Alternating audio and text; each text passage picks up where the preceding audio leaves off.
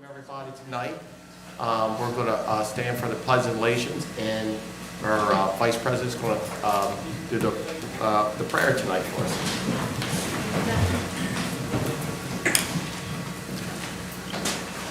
Almighty God, give us a vision of the community you would have us be. Open our eyes to signs of injustice and inequality in our community, on our streets, and even on our own front lawn.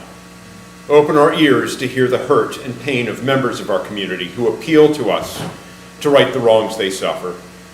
Open our hearts to see the humanity in those who disagree with us. Open our hands to reach out and do what must be done to forge a more just society in Talbot County. Open our mouths to speak out against injustice and the lies that would tear us apart. Let us speak instead your truths.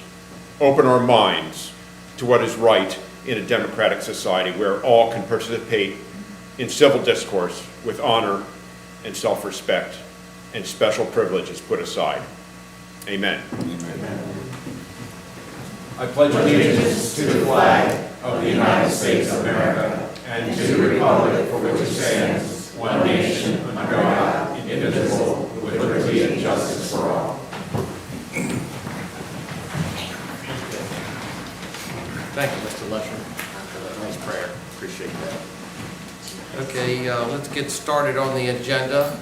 The council has an agenda in front of us. Is there any additions, deletions, or corrections to the agenda? I would like to ask that we amend the agenda under the county manager's report to add letter D, council support or a letter for BAM's application for community legacy application for construction of their academic center. Second. Who seconded? Pete? Second the motion. Madam Secretary, can you call the vote? Mr. Callahan? Aye. Mr. DeVillio? Aye. Mr. Lesher? Aye. Mr. Pack? Aye. Okay, there is a motion and a second for approval of the agenda as amended. Madam Secretary?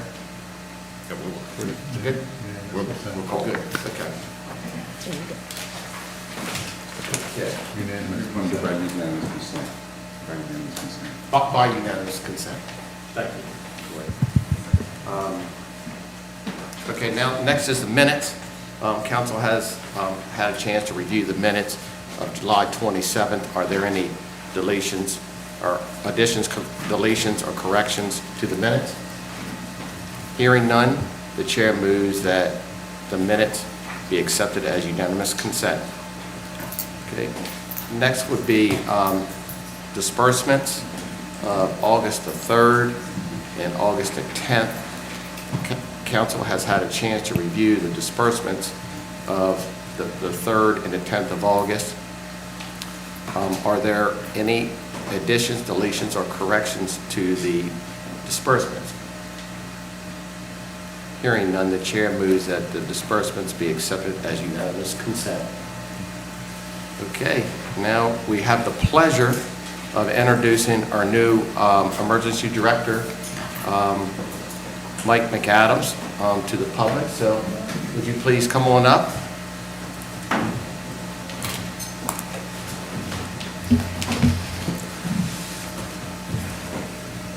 Good evening. Good evening.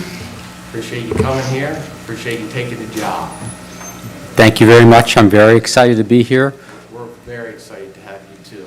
Thank you. Relax, smile, don't be so serious. Okay? Okay? Okay. All right. Thank you. The floor is yours, Mike. I'm very excited to be here with the Talbot County community.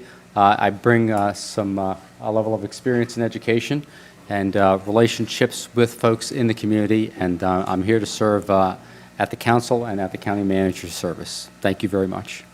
That's good. That's good. So let's open the floor, council. Mr. Pat. Yeah, well, Mike, again, I'll join Mr. Callahan in thanking you for accepting the position. We've read your resume and come highly recommended, and you have a wealth of experience in emergency services, and can't wait to work with you. I know you had to hit the ground running the other day with the accident that we had here in town and respond to that. You have a very dynamic crew working with you here in the county. want to give a shout out to Brian LaCates, who was your interim before you're taking the position. Brian has been with us some time, and he's done a wonderful job keeping things together while you were coming on board. So welcome to the community, welcome to county government here, and I look forward to working with you for at least a couple months more while I'm here. So Thank you, Mr. Pack. thank you. Obviously, with having Director Stamp step up to the county manager and going through the resumes and trying to find good applicants for us, you know that he made sure that all boxes were checked. And I feel very confident having you selected. You did great in the interviews, and I think Talbot County is very fortunate to have somebody with your level of knowledge coming here to help us out. And also, I just would like to say, since I see him in the back, Mr. LaCates did an excellent job as interim, and you've got a great team and support staff underneath of you who I'm sure will make you feel right at home. So thank you and welcome. Thank you very much. I appreciate that. And yes, Brian has made everyone that's made me feel very welcome here. Thank you. As you very well know, and coming on here, we've got important things to be doing in emergency services and in expanding, and look forward to working with you and your leadership as we go down that path together.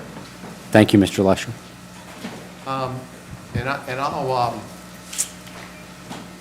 I'll relate to what they're talking about the appreciation of you taking this job, because you interviewed, you were excellent, your career, to come here in Talbot County and share that experience with us, it's really bringing a lot to the county, it's bringing a lot to the citizens.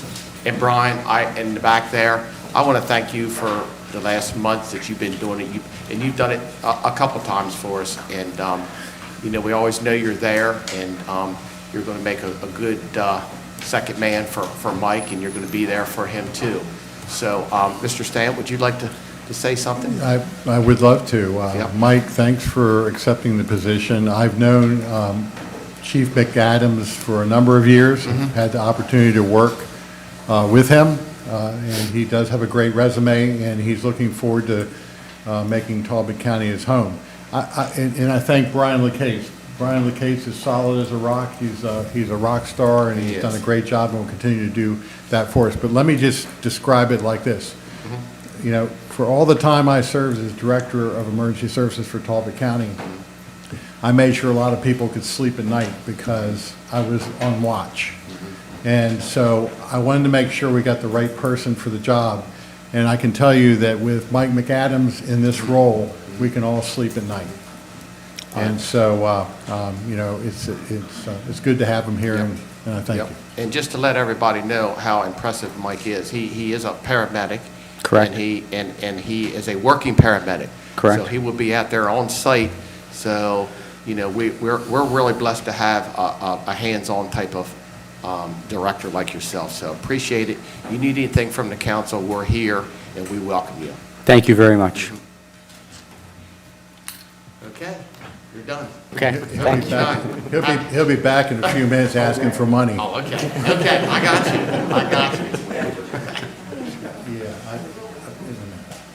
Okay, the next on the agenda is an update from the Neighborhood Service Center on the Emergency Rental Association Program. Miss Marilyn, and I think she has, is it Antonio? Yep. Welcome, guys. How are you? Good. We're good. Good. Okay, thanks. And happy to be here to We're happy to give you have an you. update. Yep, happy to have you guys. So while Jessica is getting things set up, I'm so grateful not to have to do much talking tonight. Antonio's going to talk. Okay, that sounds great. Thank you. But before he does, I would like to give you updates on some things that he won't cover in his presentation. Yeah, sure. As of today, we have disbursed $601,789.17 of the ERAP funding. We have been doing all kinds of outreach, but starting on yesterday, we started doing 30-second commercials on WCEI and WINX, and they will air Monday through Friday. And you can hear Mr. Thomas tomorrow morning at 8:20, do a live interview on WCEI. That's great. Yes. Okay, don't be And- nervous doing that now. I will introduce Mr. Antonio Thomas. He is our ERAP coordinator. That's great. Well, welcome. Thank you. Okay. So, hi, my name is Antonio Thomas, and I'm the Emergency Rental Assistance Program Coordinator, and I would like to thank Ms. Marilyn Neal for all the help that she has given our program, because I don't even know if it would be thriving without her. So, so I would like for each and every person in here to imagine a world where people have no assistance, and because of that, they get evicted from their homes. And that was the world we were living in before the ERAP program. The Emergency Rental Assistance Program not only helps families with rental, utility, storage fees, as well as home cleanings. If you were sick with COVID, we can clean your home as well. And home relocation, just in case your house is overcrowded. May 3rd, I had started the program, and since then, we've been helping outreach to the people of Talbot County, and they've been really responding to it. Yes, so the requirements to be a part of the ERAP program is, one, if you're receiving other government assistance such as food stamps, energy assistance, which Neighborhood Service Center provides, and or if you believe you were affected by COVID directly or indirectly, as well as providing pay stubs, anything that shows your income. And this is how we determine if you're eligible. If you're under or at the 80% AMI, we are able to help the people of Talbot County.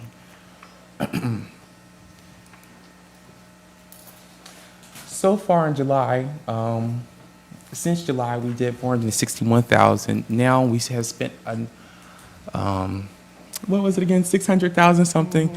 But by next month, 800,000 will be spent.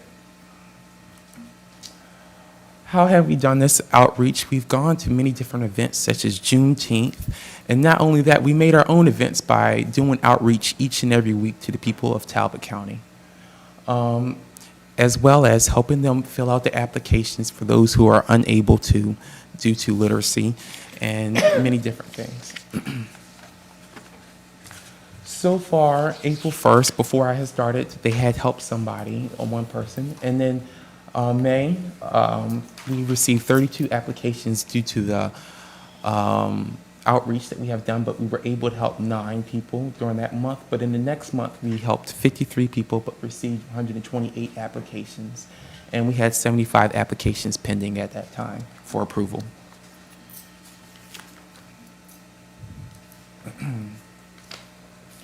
So the ERAP program's ethnicity is, for Hispanic is 91% Hispanic and 9% non-Hispanic.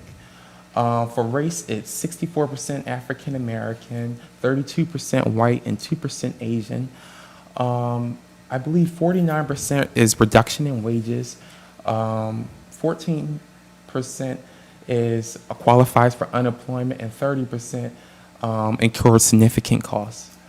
The ERAP program helps families stay in their homes, and this is an amazing program that I believe if you know anybody who's suffering from COVID, indirectly or directly, please send them to the Neighborhood Service Center for help as soon as possible. Thank you. That's all. Okay. Any questions? Okay. Any questions? Thank you, Antonio. That was great. Yeah. I Pat? do believe, if I can go Oh, back. okay. On the, Go ahead, Marilyn. I think he confused the Hispanic, it was 9% and 91% for non-Hispanic. Non-Hispanic. Okay. Yes, that. That's okay. Go ahead, Mr. Pack. Yeah, well, Mr. Thomas, nice to meet you. It's nice to meet you as well. Ms. Neal, it's always a pleasure to be in your presence, of course.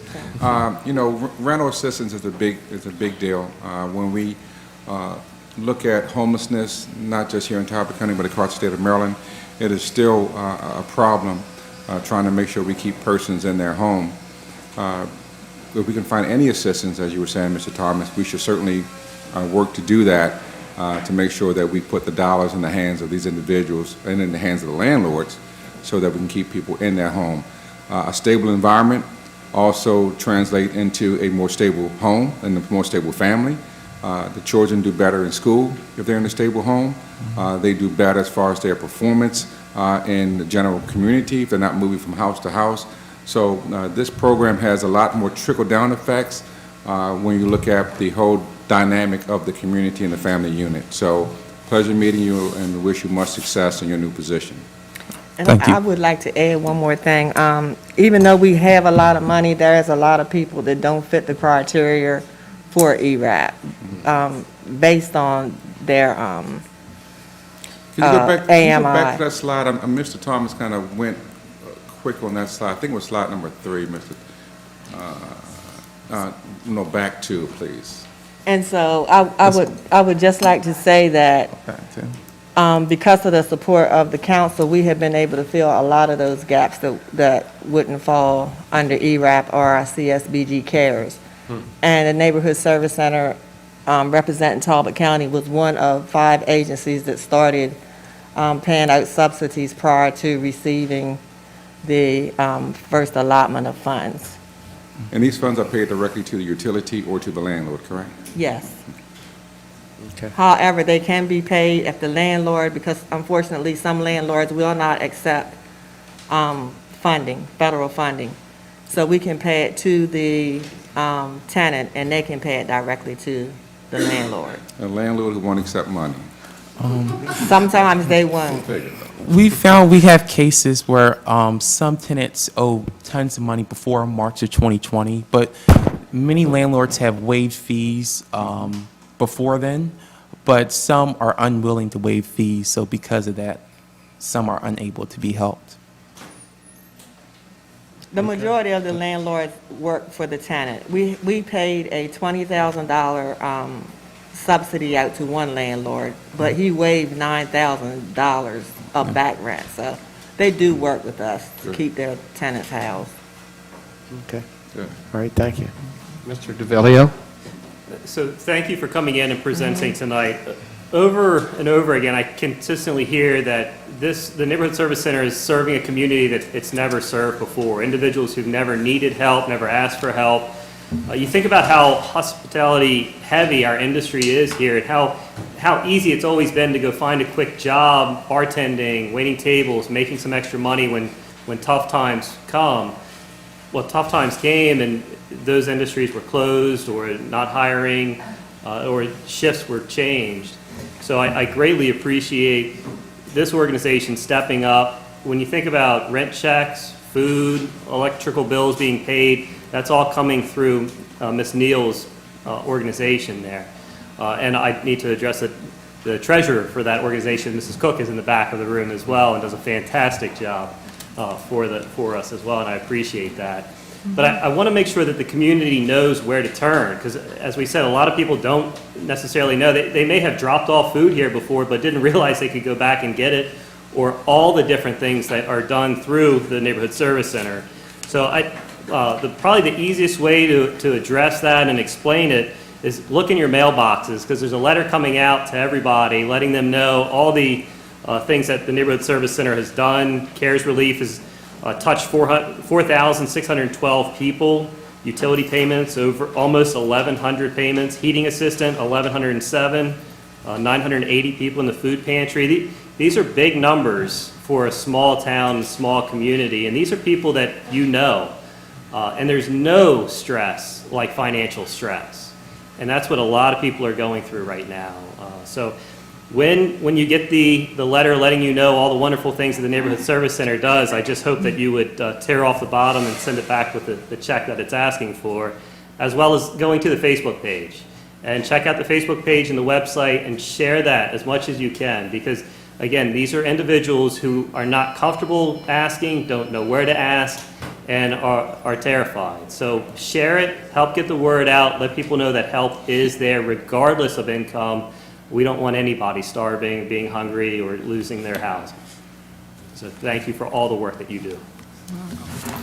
Thank you, Mr. Thanks. DeVillio. One thing, hold up for a minute, hold up. We got one more we got the vice president here to speak. Don't run off yet, man. Mr. DeVillio, you sound like a board member now. It does. By the way, Frank is on the board, so you do a good job. Appreciate it. Yes, he does. A question really, we have received over $2.4 million for this program.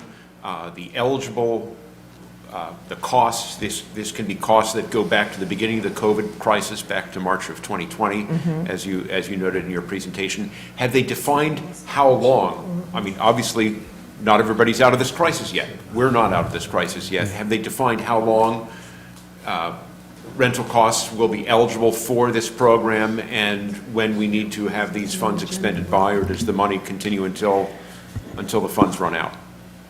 So I think we have until February of '22 with this funding, and I have so many different pots of money in my head. I hope I'm telling you correct. But I think it's February of '22. Okay. Thank you. Okay. It's not that far off. No. Mr. Thomas, you've done a great job here. We really appreciate you being here with us, and you're doing a great job. And Ms. Neal, I really appreciate everything you're doing for the community, and we're blessed to have you guys here helping people. Thank you. Thank you. Thank you. Okay, up next, we're going to do the Talbot County Department of Social Services on Child Advocacy Center for other programs. Ms.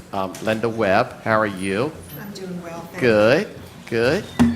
I see you brought somebody with you. I did, I brought the expert. There you go. There you go. That's a smart lady there, you know. There we go. All right, thank you so much for having us here this Yeah. evening. And I did bring with me Katie Peterson. She is the supervisor for Child Protective Services at the Department of Social Services. She also supervises the staff of the Children's Advocacy Center. You know, the Department of Social Services does a lot. We provide adult and child welfare services, we provide economic support, and we provide child support services. But one of the things that we do that not many in the community know about is the Talbot County Children's Advocacy Center. I think that as you hear the presentation that we go through in the coming minutes, you'll realize that this is a difficult subject to discuss, but it is one that is necessary if we are to continue building community resilience, which I know is important to everyone in Talbot County. So what is a Children's Advocacy Center? A Children's Advocacy Center provides a comprehensive response through a multidisciplinary team of professionals to children who have suffered sexual abuse and their non-offending caregivers. Now, you'll hear us refer to non-offending caregivers a couple of times during this presentation, and it is an important distinction. Unfortunately, most of the time that children suffer sexual abuse, it is perpetrated by an individual that is close to them. Sometimes it's a parent, sometimes it's a close family friend, a boyfriend or girlfriend of a parent. So when we're providing services through the CAC, which is what we call the Children's Advocacy Center, we support not just the child, but their non-offending caregiver. Throughout this presentation, you will see, it's a little blurry on the screen, but I will read them to you. You'll see some notes that were written to the Children's Advocacy Center by children and/or their parents who participated in some of our activities. This particular activity was a challenge course. As you might imagine, when a child suffers sexual abuse, it is not just the child who experiences trauma, but it is their family as well. And so the challenge course gives kids and their caregivers an opportunity to work together toward a common goal and kind of repair and rebuild those bonds that sometimes are harmed when a child is abused sexually. So this one says, "Thank you so much. I had a great time. I challenged myself and stepped outside my comfort zone. Hope to come again." And there's a little heart at the bottom. So the CAC is a model as well as a physical space. So the space is a child-friendly space where we do exams and interviews, but it really is a model. So this was developed before CAC's children were interviewed. They may disclose in school and they tell their teacher. Then the teacher told the guidance counselor and they were called to the guidance counselor's office and the guidance counselor interviewed them. Then the guidance counselor called Child Protective Services and we responded to the school and we interviewed them. Then we called law enforcement, and then law enforcement interviewed the child. Then law enforcement contacted the state's attorney, and they interviewed the child. So the CAC is a location where we bring the child, and the model is that we try to do the least amount of interviews as possible. And all of those team members are present during the interview. So law enforcement's in another room. They can ask us questions, things we need to clarify, information they need to obtain for charges. So it really minimizes the trauma that the child experiences after they've already experienced a traumatic event.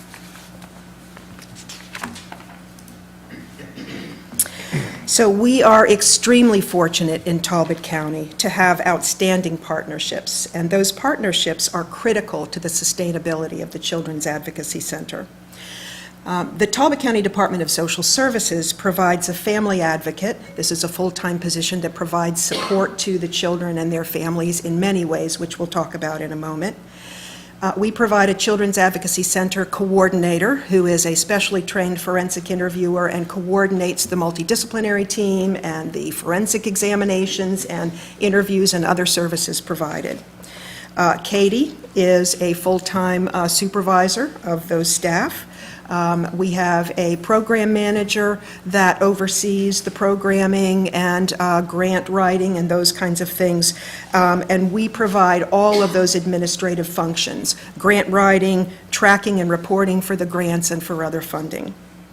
We are extremely fortunate to have had an 18-year relationship with the hospital, currently University of Maryland Shore Regional Health. They provide us with a physical location. They provide sex abuse nurse examiners, known as SANE nurses. They provide medical equipment and laboratory services, all at their expense. We also utilize other partnerships in the community. So we have the MDT, which is our multidisciplinary team, and it consists of our family advocate, which Linda spoke about, is an employee of social services. She works with the family from the moment they step in the door through whenever they need her. So she can stay with the family through the prosecution. We have families that reach out to her. We just had a sex trafficking victim that we served 5 years ago who now is an adult and was in a domestic violence situation and contacted the family advocate and said, you know, this is the situation I'm in, and she was able to help connect that now adult to services. We work with Child Protective Services, so this is our CPS team that is employed at social services, as well as our state's attorney's office. So we have one attorney that represents the adult cases and one that works with our juvenile offenders. And then we work with all of our local law enforcement. So the Sheriff's Office, MSP, Easton Police, St. Michael's, Oxford. We have our health professionals, which consists of our physician, our medical director, and our nurses, and then we also have mental health providers.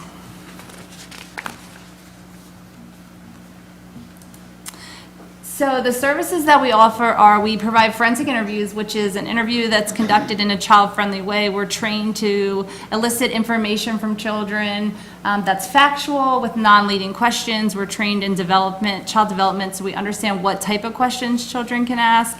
And when law enforcement says, you know, hey, well, we need a time frame, we can say, well, this is their age. They're actually not going to be able to give us a time frame. This is the best they're going to be able to give us, or depending on what kind of information they need. We provide the forensic medical exams, so we provide this for the 5 counties, the Mid-Shore region. So the other counties do have, some of the counties have CACs, but they don't have the medical component. So we write for grants to provide the medical component.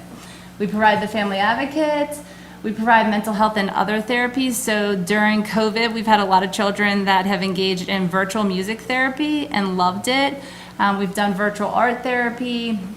Some kids that we've referred to talk therapy that have just never engaged have really engaged in these alternative therapies. So that's been a really good outcome of COVID. We recently started an independent living skills group. So we have a lot of teenage girls that are victims. And our advocate was spending a lot of time having conversations with them about budgeting and sex education and how to fill out an application and how to go to an interview. So we did a group where she developed a curriculum and went through all of those things, and then she pulled in professionals from the community to come and present different information. So our law enforcement came and spoke about sexting and internet safety. Our SANE nurses came and spoke about sex education. So that was a really neat program. It was well received. All the girls loved it. We got a lot of great parent feedback. We also do the team building activities, as Linda spoke about. We did a challenge course where victims went with their non-offending caregiver and worked to build that relationship back up. We just did a retreat where they went and did yoga and different alternative therapies together, and that was well received. And then we also provide emergency financial assistance. So a lot of times we see where, as Linda said, this quote always hits me hard: 90% of sexual abuse is the person you let in your front door. So it's somebody that you have a relationship with, you love, you trust, and that's who's doing these things to children. So a lot of times this person is providing some type of financial support to the family.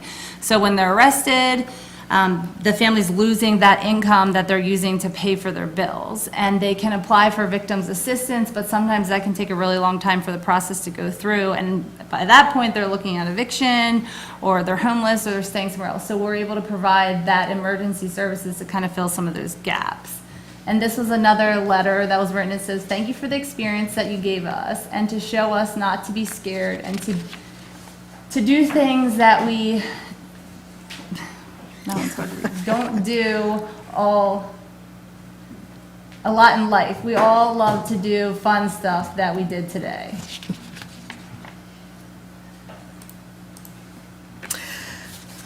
So the impact, I think, is greater than you might imagine.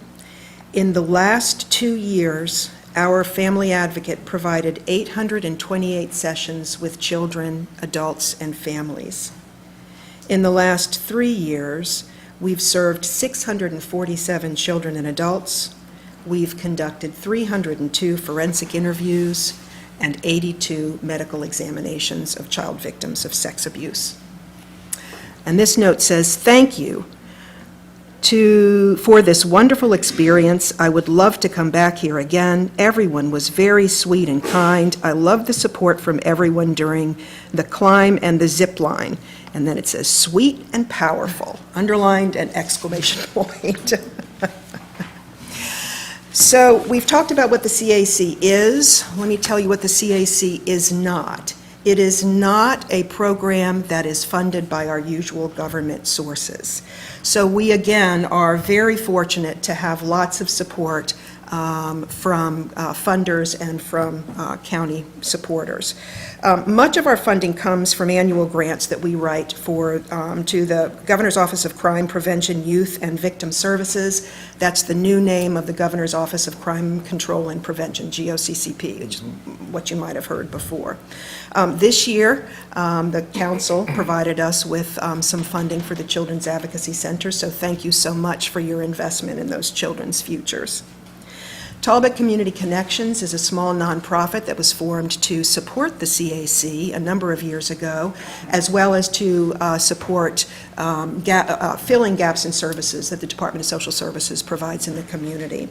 And they pursue lots of private grants on our behalf, including from the Midshore Community Foundation, from the St. John Foundation, Women and Girls Fund, Christmas in St. Michael's, and others.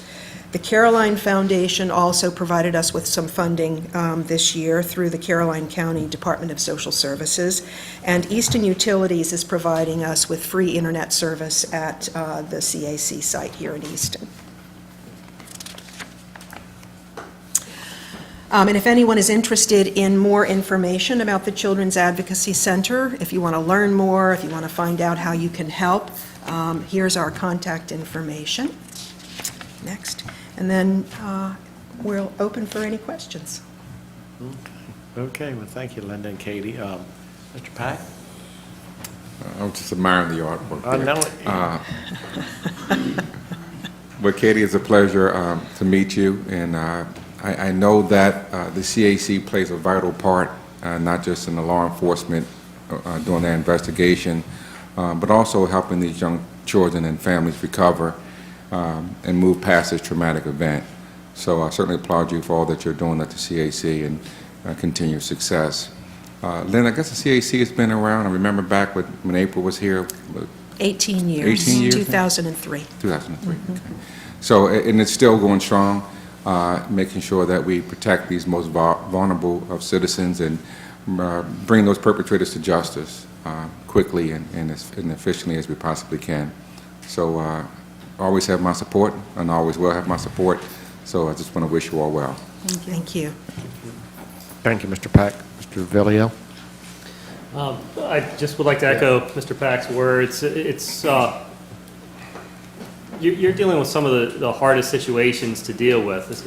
When a family has to separate with a breadwinner and they're afraid to lose that income, but they need to protect their child. So I'm glad to see that there is some financial assistance as well with this, because that is extremely important.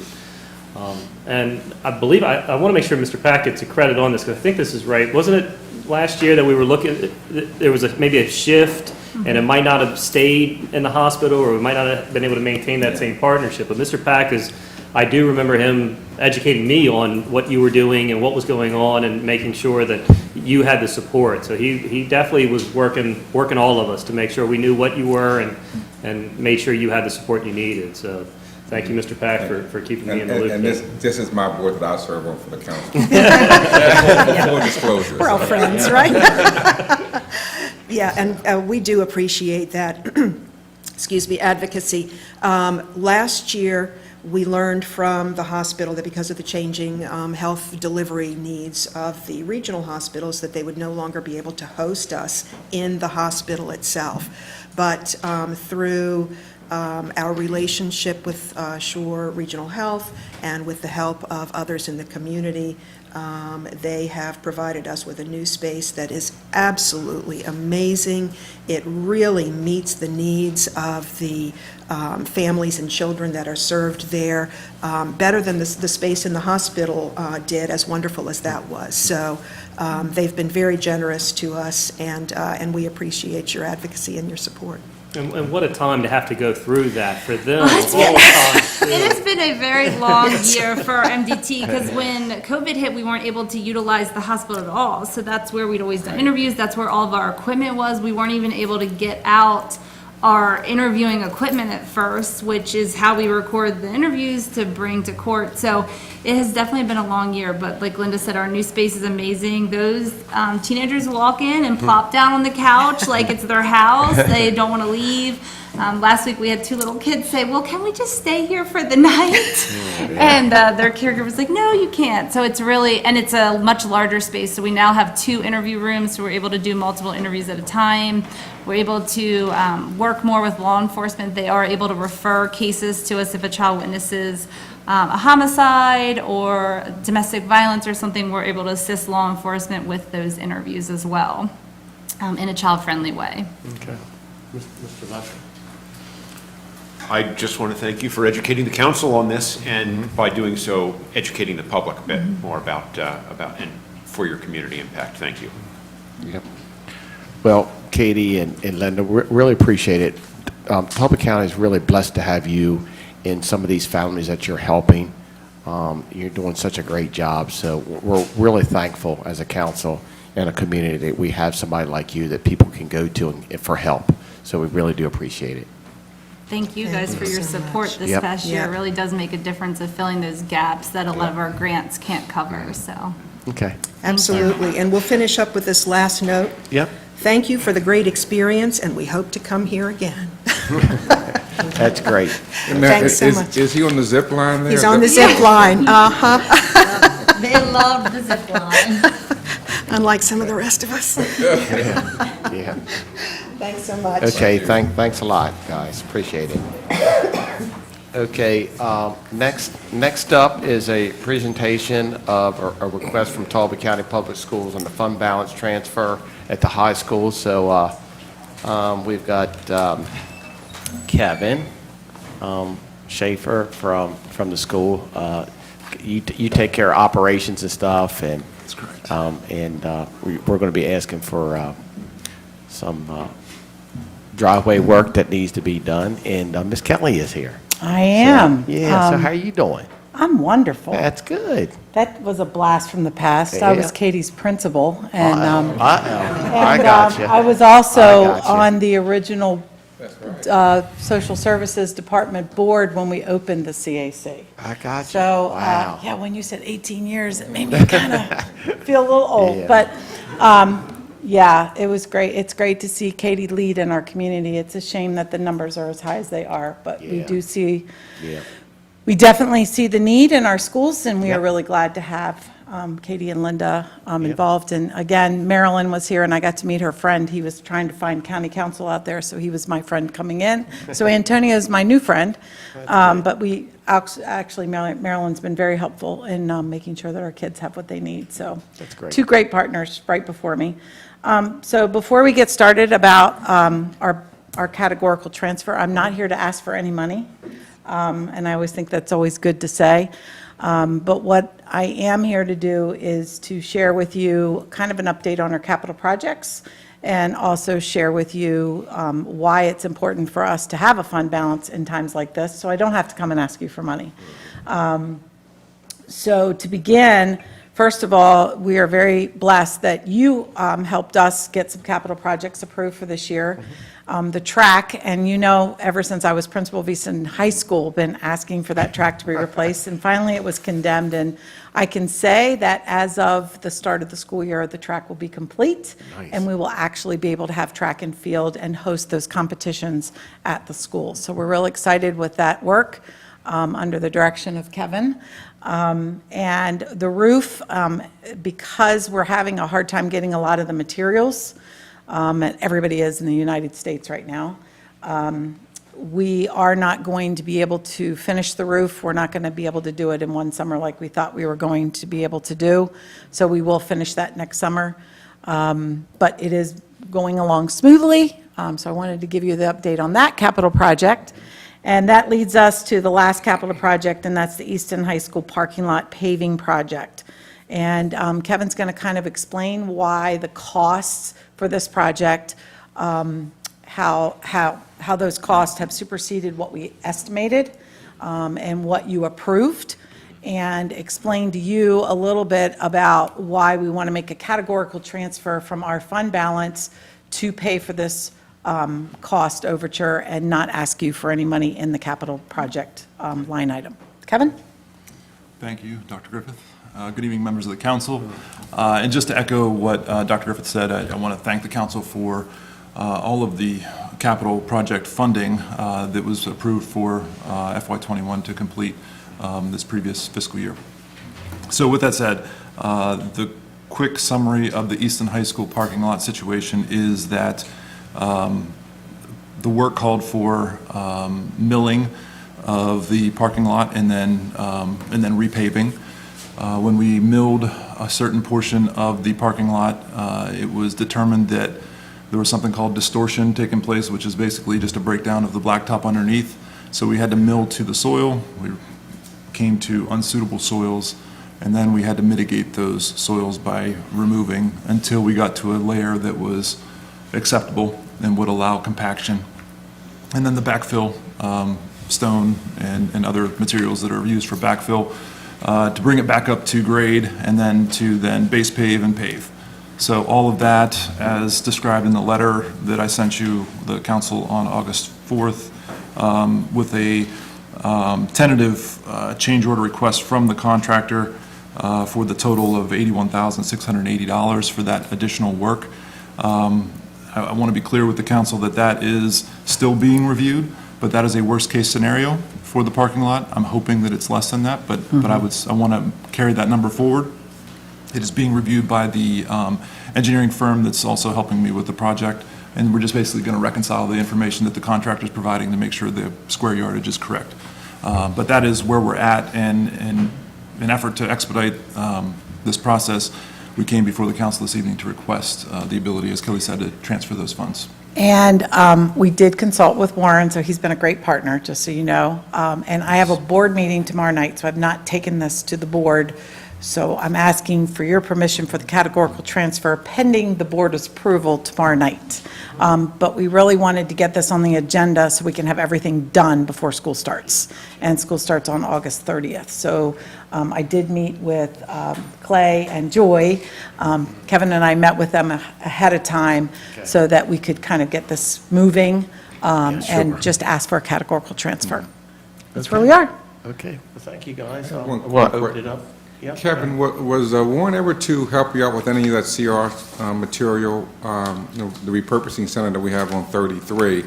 I know Warren has a bunch of stone and material down there. Was he able to offer you any of that CR material?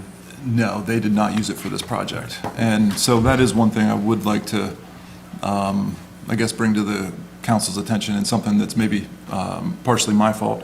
Through the design process, this takes such a long time to design projects and get them in the works and then competitively bid them and that type of thing.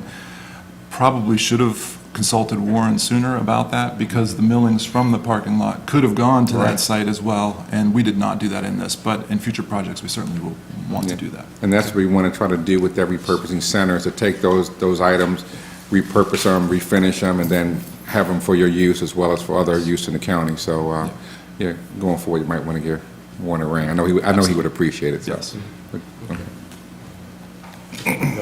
Good? I'm good. Okay, I'll make the motion, Mr. Callahan, if you're ready for it. okay. And I'll second it. Second? Okay, there's a motion and a second to approve the request that's been submitted. Madam Secretary, could you call the roll? Mr. Callahan? Aye. Mr. DeVillio, Aye. Mr. Lusher? Aye. Mr. Pack? All right.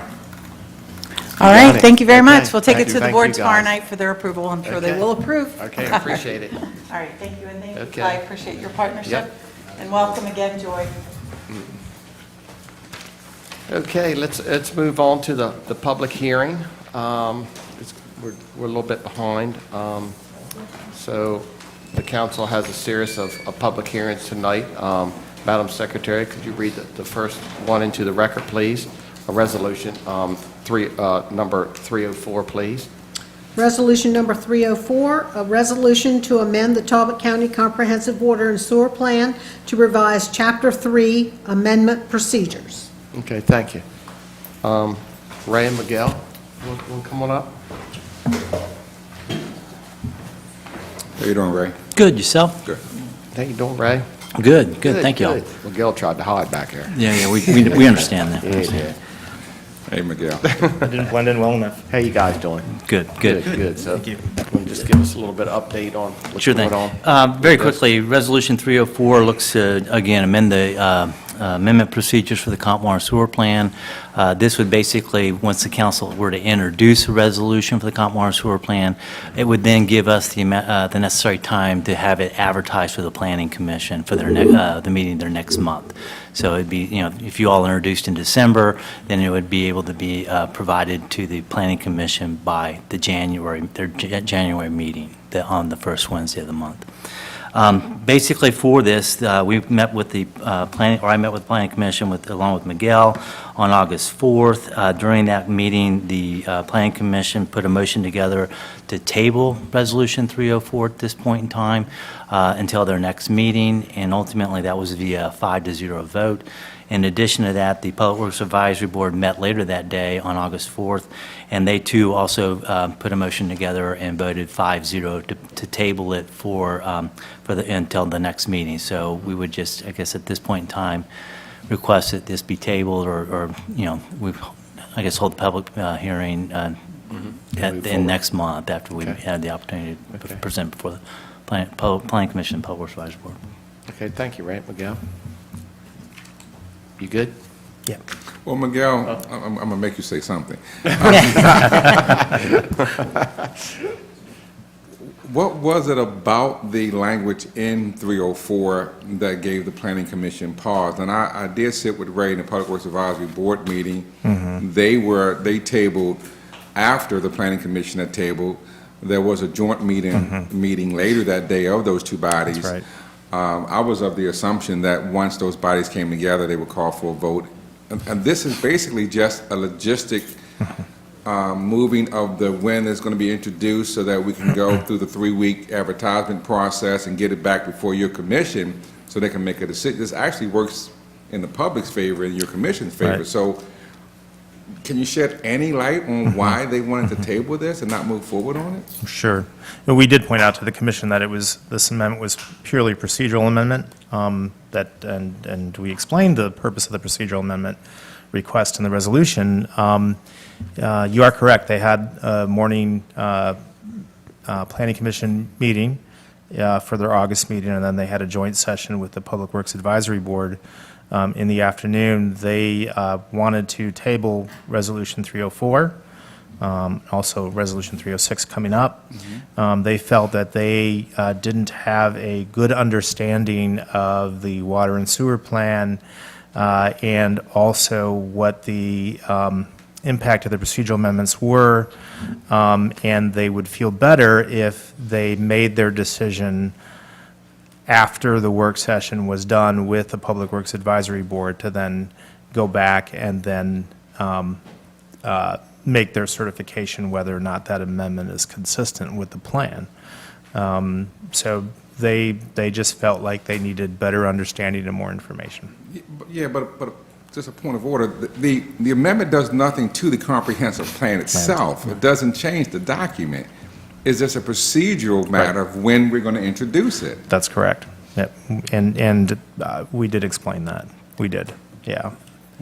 But they still voted to table that resolution. Mr. DeVillio, are you okay? No questions. Okay. All right. Thank you, guys. All right. At this time, I will now open the public hearing on Resolution 304. If you wish to provide comments, please provide your name and address. You have 3 minutes if you're speaking for an individual, and 5 minutes if you're speaking on behalf of an organization. The public hearing of 304 will be continued to Tuesday, September 14th at 6:30, in which, at that time, we should have a recommendation from the Planning Commission and Public Works Board. So I'm going to open it up right now, so I'm going to start here on my left. So is there anybody would like to come forward and speak about 304?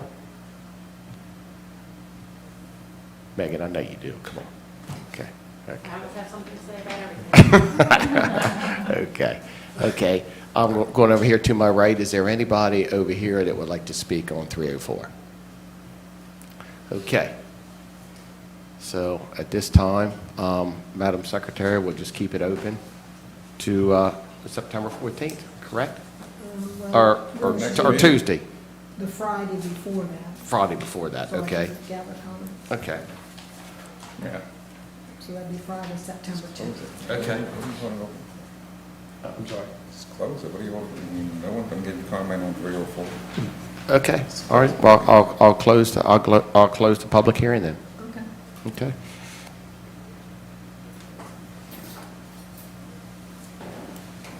Okay. All right. So we'll move on to 305. Madam Secretary, could you read that into the record? That'd be great. Resolution number 305, a resolution to amend the Talbot County Comprehensive Water and Sewer Plan to reclassify and remap certain real property located at 25154 St. Michael's Road, Maryland Route 33, St. Michael's, Maryland 21663, and shown on tax map 32 as parcel 164, lot 1, from unprogrammed to S1, immediate priority status. Yes, guys. sir. We actually received this application from Mr. and Mrs. Little probably about a year ago, requesting to amend the comp water and sewer plan so we could extend sewer to them. Mr. and Mrs. Little had experienced problems, I guess, about 2 years ago with their septic system where it had failed. They then had that system repaired by the environmental health, or through the environmental health office. They do have a functioning system, but Mr. Little, during the Planning Commission meeting, noted that they do have to pump and haul when there's a heavy rain and whatnot. So right now, from what it looks like, that the drain field is hydraulically connected to, I guess, groundwater and whatnot. So as there's rain and whatnot and saturating the soils, they run into problems. Through that testimony, we did talk with, presented a lot of information, and Mr. Little was at the Planning Commission, and the Planning Commission at their August 4th meeting put a motion together finding that Resolution 305 was consistent with the comprehensive plan, and it was voted on via 5-0 vote. And then later on that afternoon, the Public Works Advisory Board also reviewed Resolution 305 and ultimately put a motion together to recommend the County Council adopt Resolution 305, and that was voted via, I guess, a 5-0 vote as well. Okay. You going to make Miguel talk again? No. Good, good, okay. No question. No question. Okay, thank you, guys. I appreciate it. Okay, so,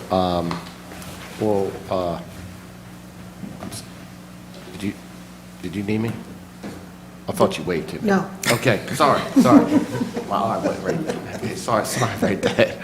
All right, now I'm going to open the public hearing to 305. If you wish to provide some comments, you'll have 3 minutes, and if you are speaking for an organization, you have 5. So I'm going to open the public hearing. So here to the left, does anybody like to come up and speak upon 305? Okay. I'll go here to my right. Does anybody here need to come up and talk about 305? Okay. So at this time, we'll go ahead and close 305, close the hearing for 305. Okay, Madam Secretary, do you want to go ahead and read Resolution 306? Resolution number 306, a resolution to amend the Talbot County Comprehensive Water and Sewer Plan to reclassify and remap certain real properties located at 1004 South Talbot Street, Maryland Route 33, St. Michaels, Maryland 21663, and shown on tax map 32 as parcel 148, and located at 1006 South Talbot Street, Maryland Route 33, St. Michaels, Maryland 21663, and shown on tax map 32 as parcel 75, from S3, future planned area for sewer service, a period of 6 to 10 years, to S1, immediate priority status. Very quickly on this, just to give council a little bit of information, basically these lots were actually identified as part of the 1992 update of the Comprehensive Water and Sewer Plan. So technically, I mean, it's about 30, 40 years now, so that I guess. But during the Planning Commission meeting, the Planning Commission on August 4th did put a motion to table this until their September 1st meeting, and that was voted 5-0. Okay. Later that morning, the Public Works Advisory Board also put forth a motion to table this until their September 1st meeting, and that was also passed via 5-0 vote. Okay, that's good. Thank you, Ray. And I'll just add, I think there was some conversation at the Planning Commission meeting about for them to better understand when septic systems are not considered fouling, what are they looking for? What are the criteria they should be considering in terms of consistency with the comp plan, which is the case with this particular resolution with these 2 property owners. And they wanted to get a better understanding after the work session before they made that decision. Okay, that sounds great. Why should the failure of the septic system have anything to do with the designation of the lot? I would hope that the work session clarified a number of things. Are they given the privilege of counsel at these meetings? I'm sorry? Are they given the privilege of counsel? They were for the August 4th meeting, yes. Okay. Just to note, we will have both resolutions that have been tabled, we will have them on the September agenda.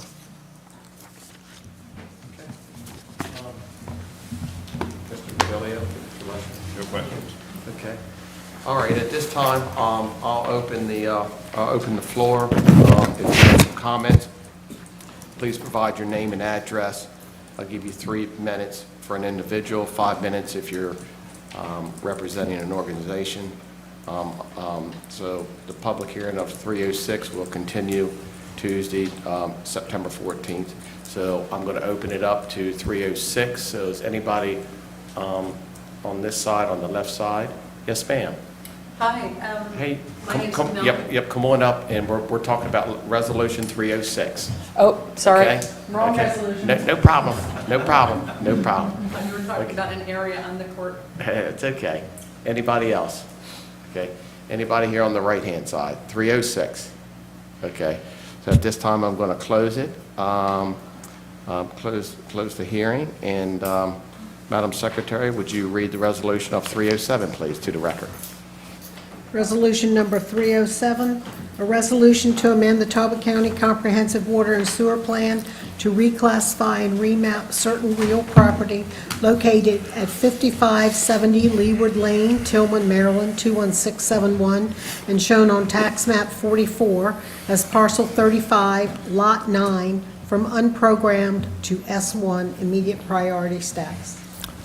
Yes, sir. We actually received an application from this property owner about 6 months ago. Just so the public knows, as well as the council knows, this is on Leeward Lane. We actually have sewer both on Leeward Lane and around Leeward Lane. So this is kind of like an enclave without sewer on septic. So ultimately, during the Planning Commission meeting, I think we showed them that. It's also a waterfront lot on about 1.4 acres, so that we kind of identified some of that information, especially to the Public Works Advisory Board. And ultimately, during the Planning Commission meeting on August 4th, the Planning Commission put forth a motion to basically find that this lot, or amending the comp water sewer plan for this lot, was consistent with the comp plan, and that motion was passed via 5-0 vote. At the Public Works Advisory Board's meeting on August 4th, they also put forth a motion to recommend to the County Council you adopt Resolution 307, and that passed via 5-0 vote. Okay. Miguel? Yep, nothing further. Ray explained it well. Okay. Thanks.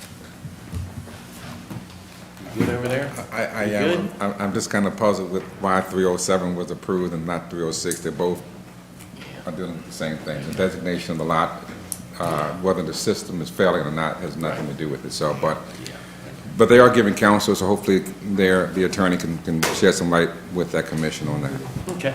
Thank you, Mr. Pack. Council? Anybody else? Mr. Clark, I'm sorry, I'm going to ask you to come back up real quick, just because we've dealt with 4 different similar situations here.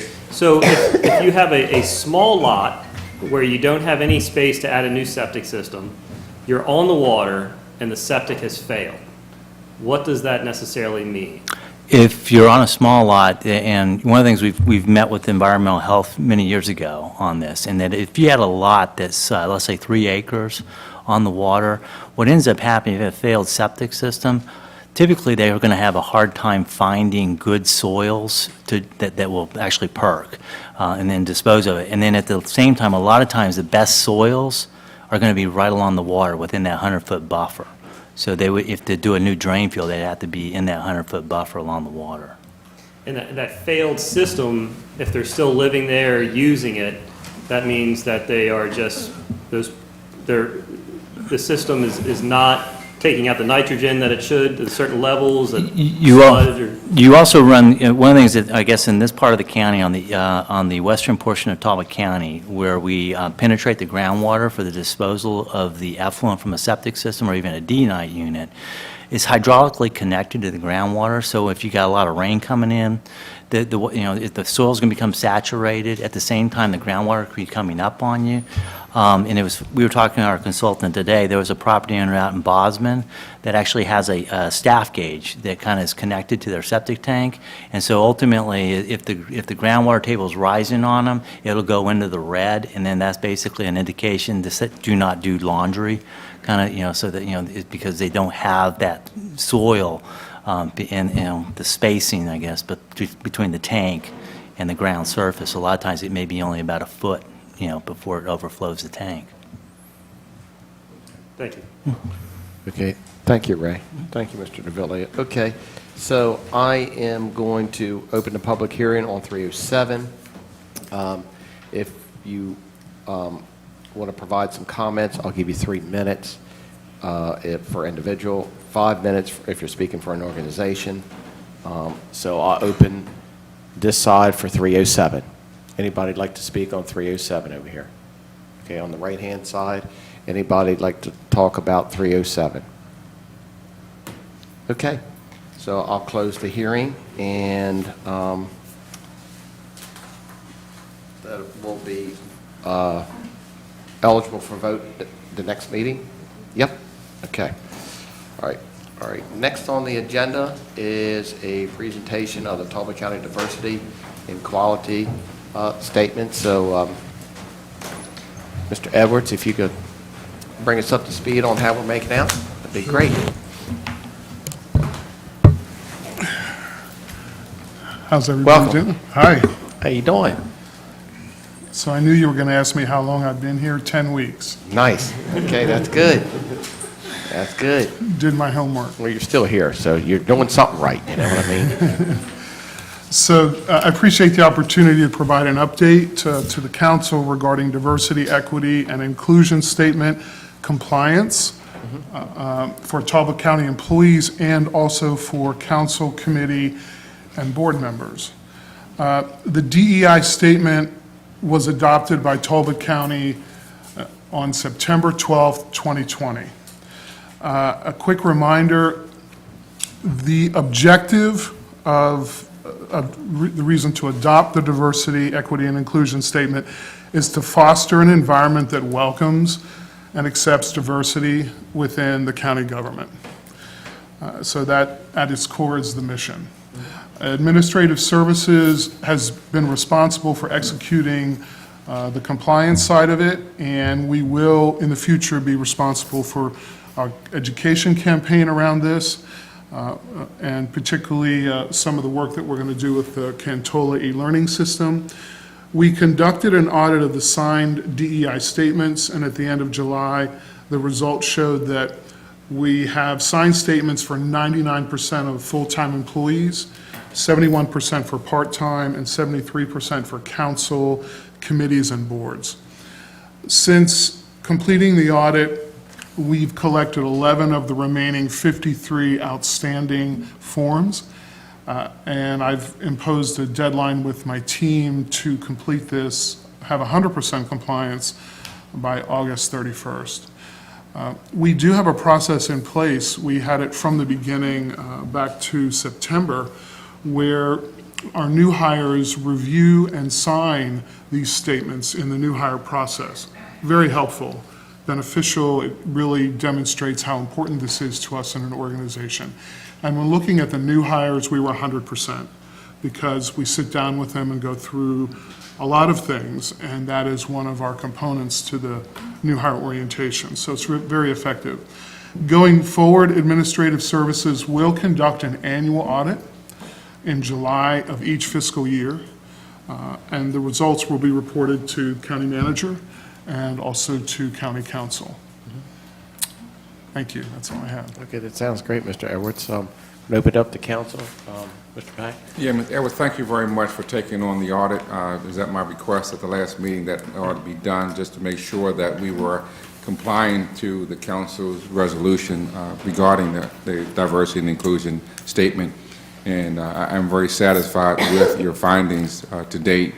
It's good to see that 99% of full-time employees have signed that department head have taken it seriously and working with your department to make sure those employees sign those statements and not just sign them and scribble their name, but to make sure they read it and understand what the statement is actually saying.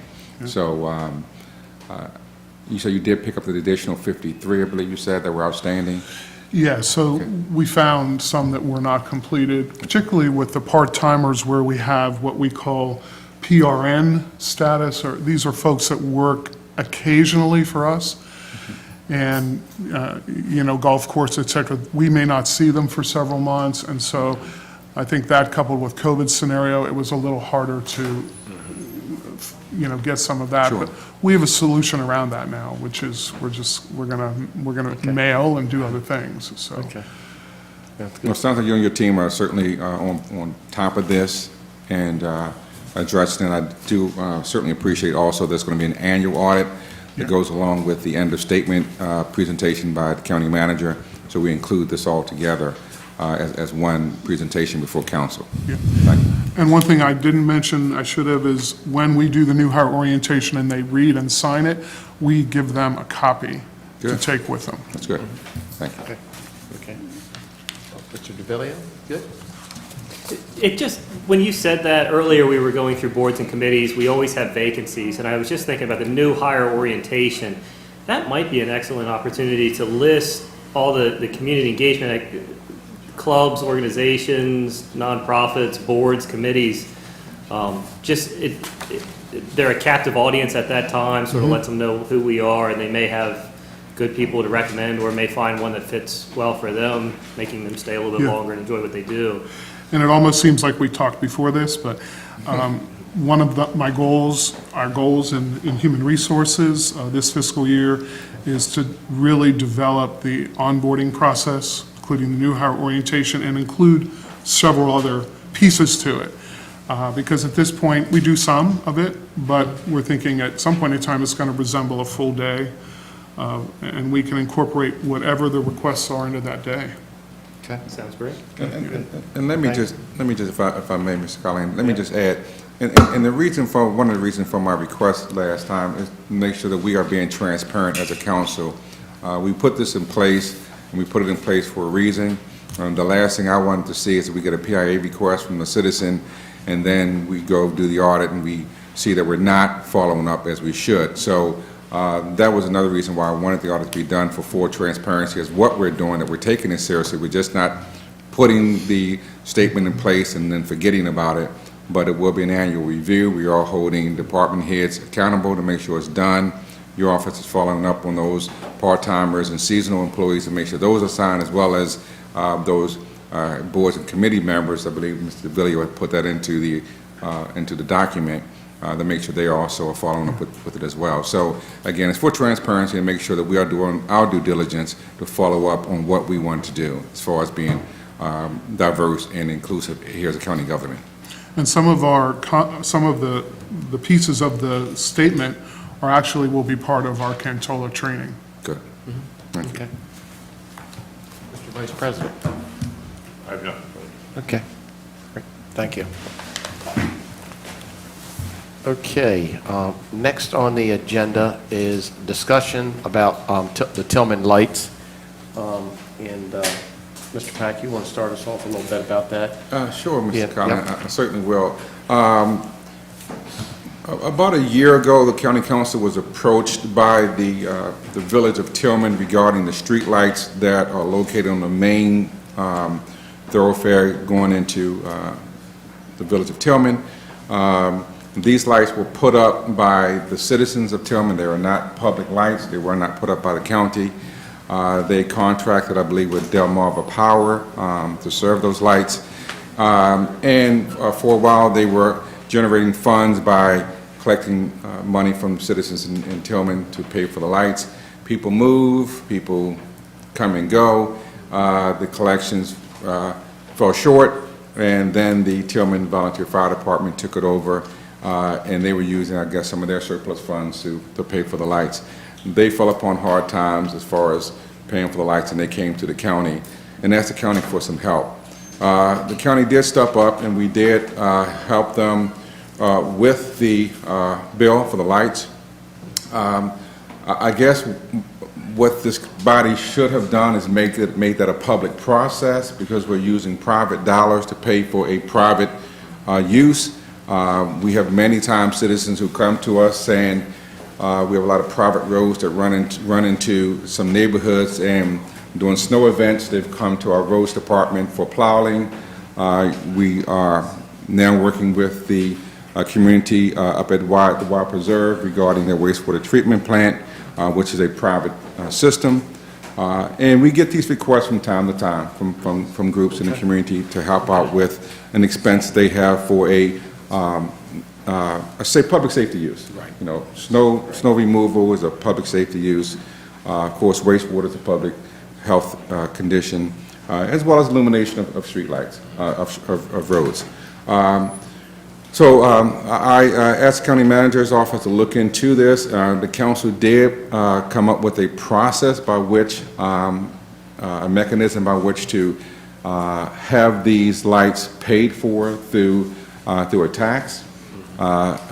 We, through our efforts of COVID last year, kind of did not put this on our agenda to address. Again, we had a lot of other things that we had to take care of. It's really no fault of anybody's. We just did not do our due diligence to put this up front. So we're trying to be open, again, full disclosure to the public, to put this matter back on for public discussion, as well as the process by which we can now, through a tax, take care of these lights down in the Tilghman area. So that's the reason why you see it on the agenda tonight. Sure. So we can work with the county manager's office as well as with the county attorney to put the process in place to take care of this. No one wants to see the lights go dark. I don't think anyone up here is saying that, but we want to go through the right process by which to handle it. Okay. Thank you, Mr. Pack. I appreciate you explaining all that. Council, Mr. DeVillio? So, Clay Stamp and I went down to Tilghman. We did meet with some concerned members at the fire department about this. It's a safety issue, if you haven't been to Tilghman. So and there is concern, and there's also a desire to continue keeping the lights down there, as well as a group of individuals who are willing to help and get the word out. As you'll see, there's a couple different directions that we could go with this, and I think we found a pretty good one. But I appreciate the support of the group down there who will quickly mobilize and engage to work with us and help us achieve this goal of keeping the lights on. Okay. Thank you. Mr. Lesher? I don't really have anything further, just to say that we need to make sure that these lights don't get turned off and that we Right. find a reasonable way to pay for them.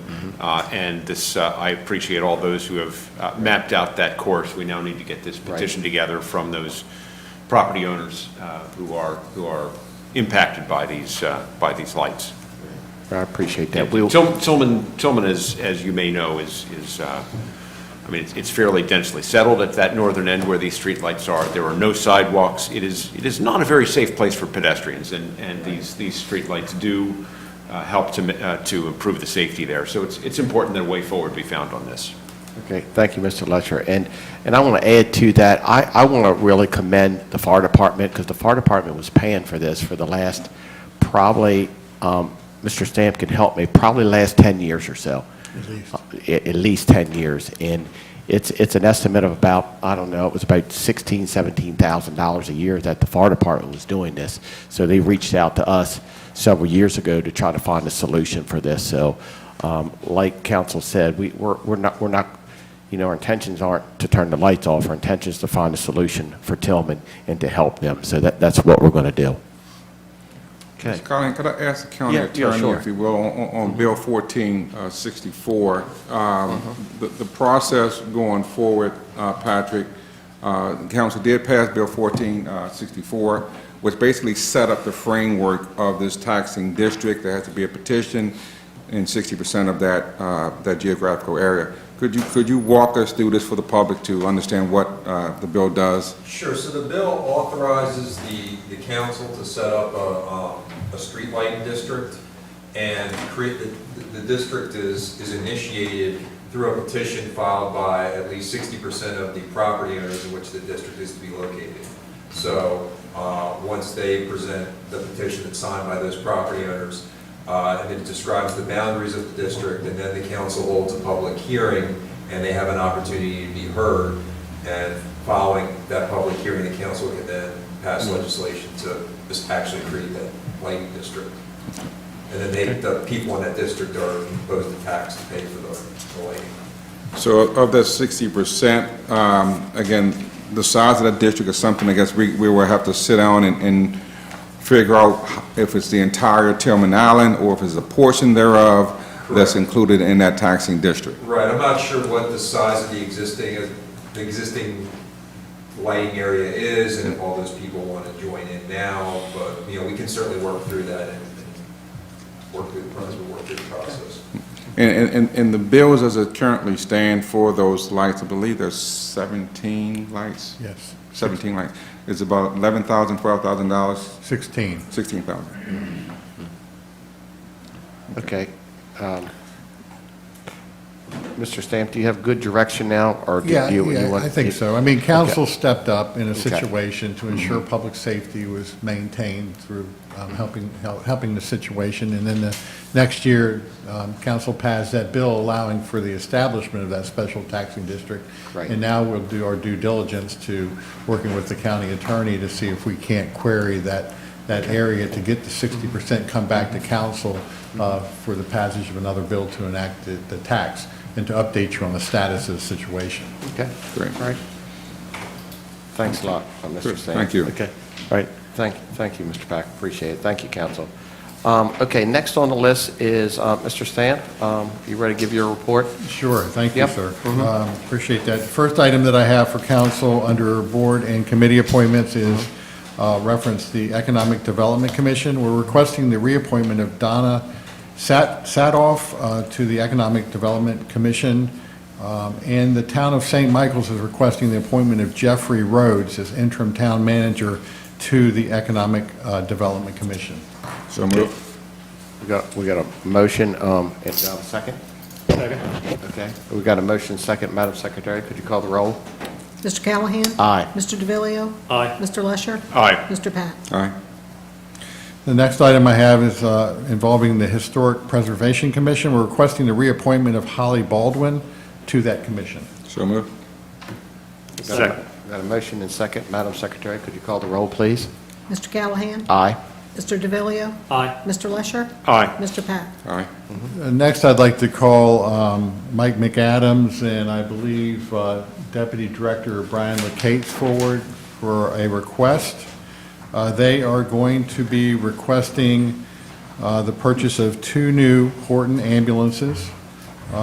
They will be purchased using something called the Houston Galveston Area Purchasing Contract in the amount of $586,656. These funds were included in the FY22 budget for this purchase, and as you all know, what gives us the ability to buy these ambulances in part is the passage of the modification of our property tax for public safety, and it allows the Emergency Services Department to begin the phase-in process for enhanced paramedic coverage to the north end of our county.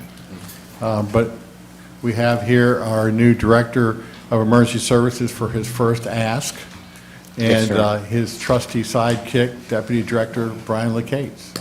Okay, thank you, Mr. Stamp. I'll open the floor to you guys. Thanks for coming. Mike, welcome. Brian, welcome. Thank you, sir. Thank you. That sounds great. So I'm going to open the floor to you guys. Glad to be back. Yep, that's great.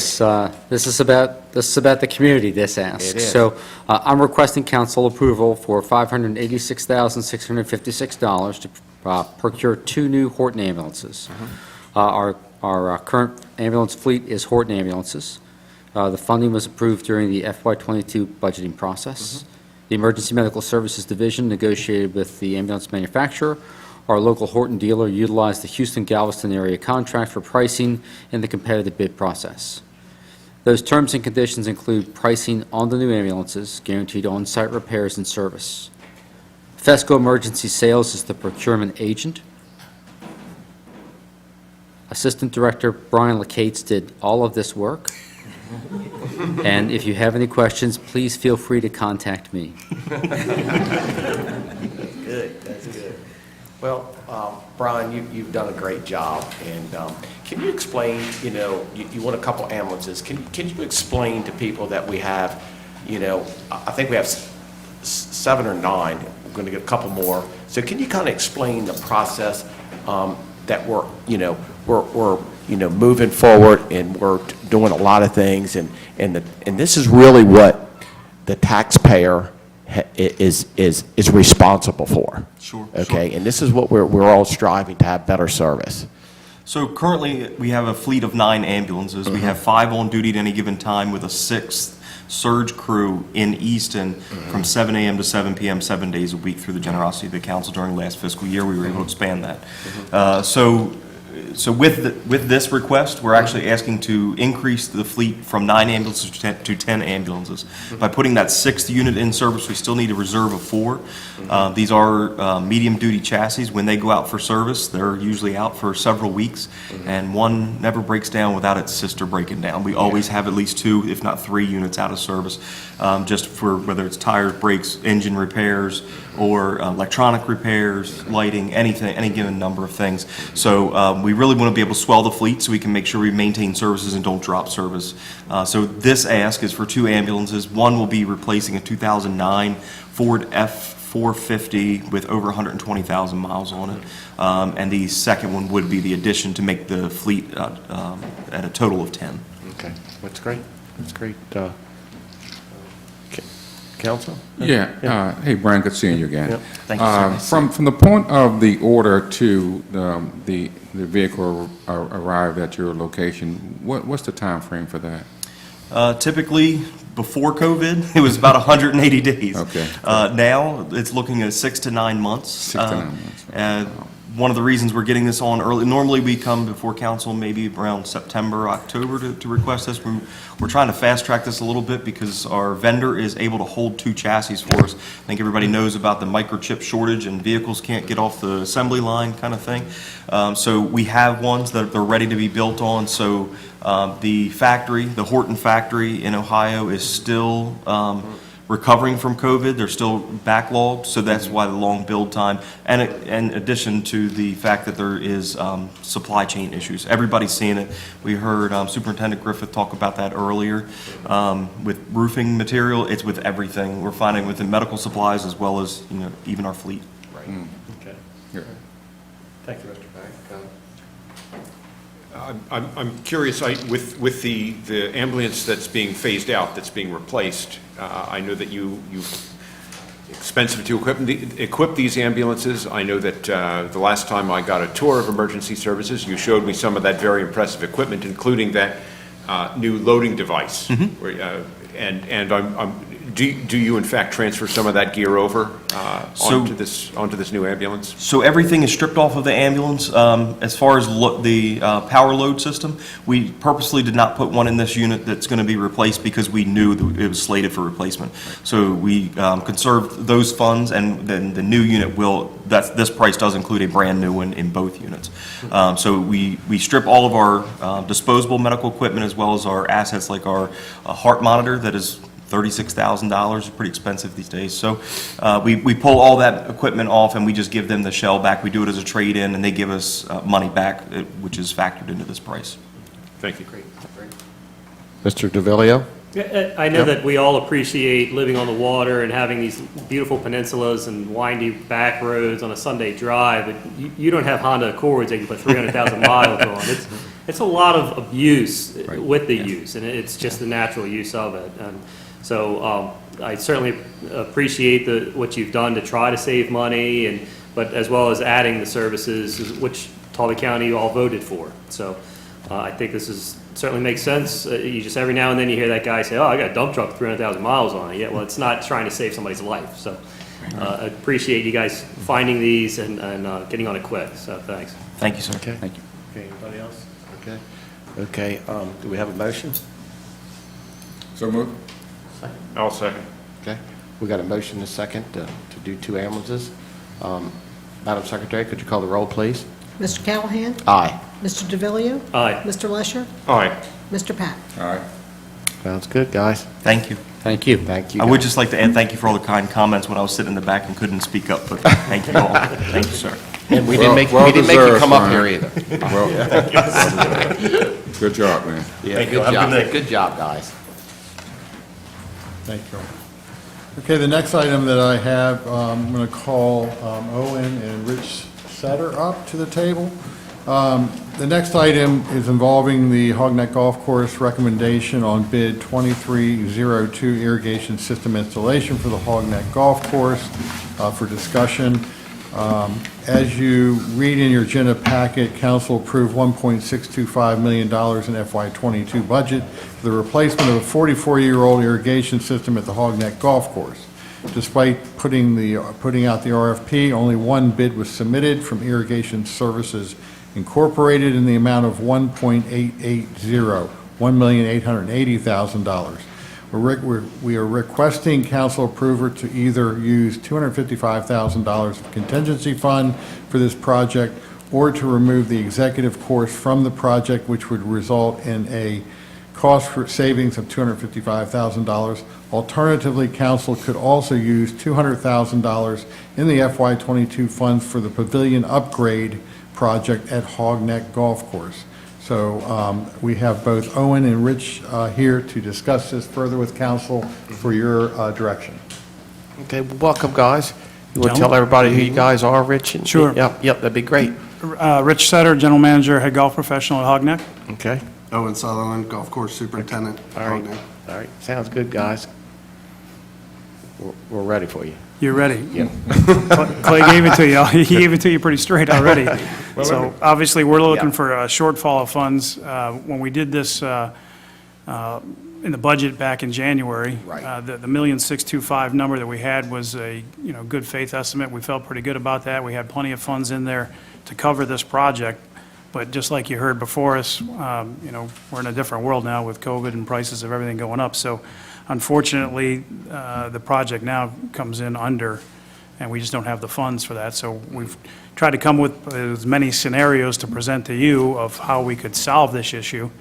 Obviously, if you would just be gracious and give us the funds out of the kindness of your heart, we'll just go out the door and everything will be great, but we know that that's not reality. So we've got to look at different avenues in which to do that. Clay mentioned them already. If we were to eliminate the 9 holes of the irrigation system on the executive course, that would get us back in line with the current budget. Or we've also got the $200,000 that was allocated towards the Pavilion Improvement Fund, which would also, go a long ways towards getting that project put through here. Okay. Thank you. Let's talk a little reality here, and I'm going to look to Ms. Nagel to help me out. The golf course is still listed as enterprise fund, correct? So out of the kindness of our heart, we could loan you the $225,000 as an enterprise fund, and out of the kindness of your heart, you can pay the general fund back.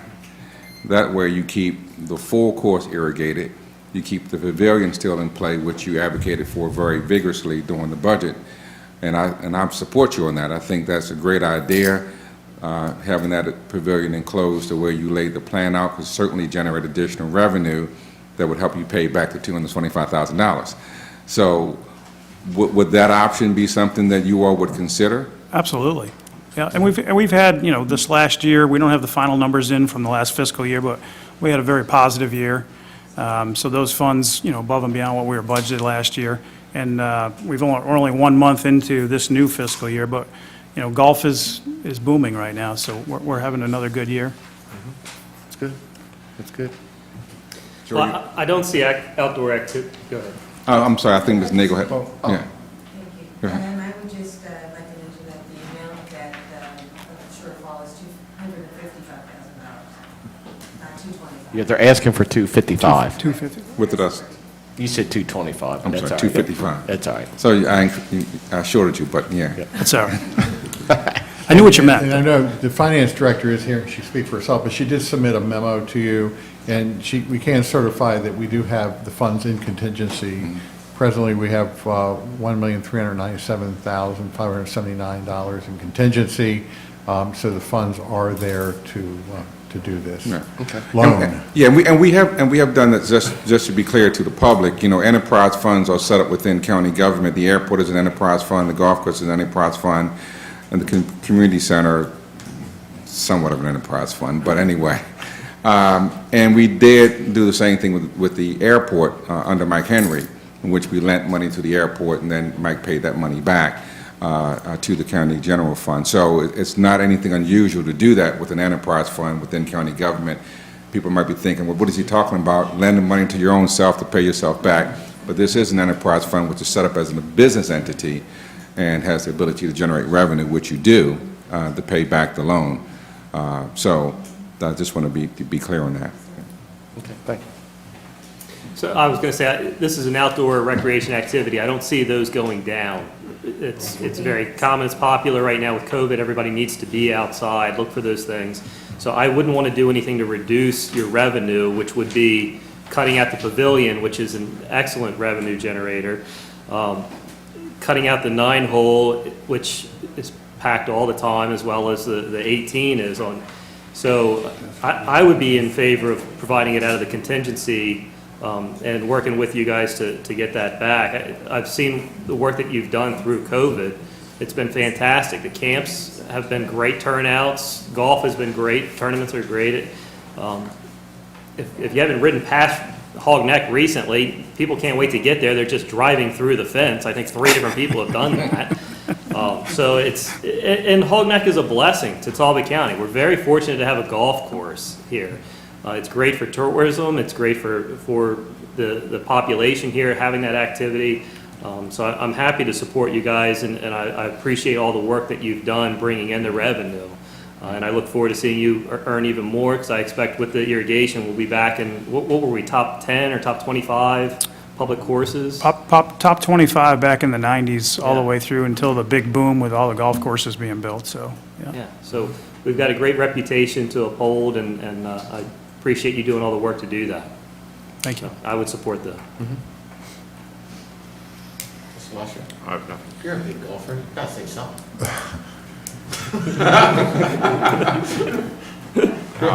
While I am not a golfer, I do appreciate the fact that this is part of the diversity of public recreation opportunities that we do offer as a service, and having a public course is certainly qualitatively different from the private courses around here. And while I'm not a golfer, I do understand that it's well-designed, well-laid-out course, and a community asset. So I can certainly support Mr. Peck's proposal for a course to move forward on this. Thank you, Mr. Lusher. And I want to add to that, you know, I'm the liaison of the golf course, and my heart is with you guys, and you two really do a phenomenal job, and your staff. Okay, just like Mr. DeVilliers said, that's one of the first things you see on the left-hand side coming into Talbot County.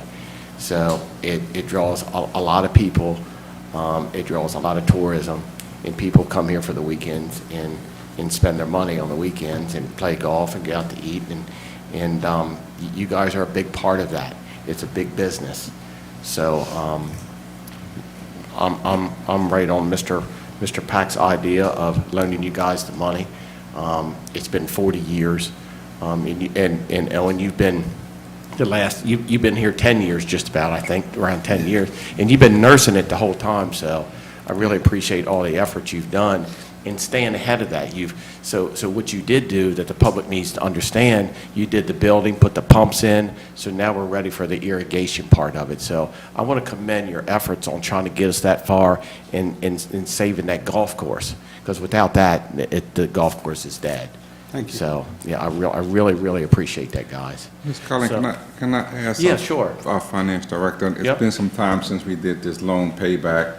Ms. Nagel, are you prepared to kind of walk the council through how that process worked? We would loan the money out of the general fund. Would your office then set up the payback process? And so, thank you, Mr. Beck.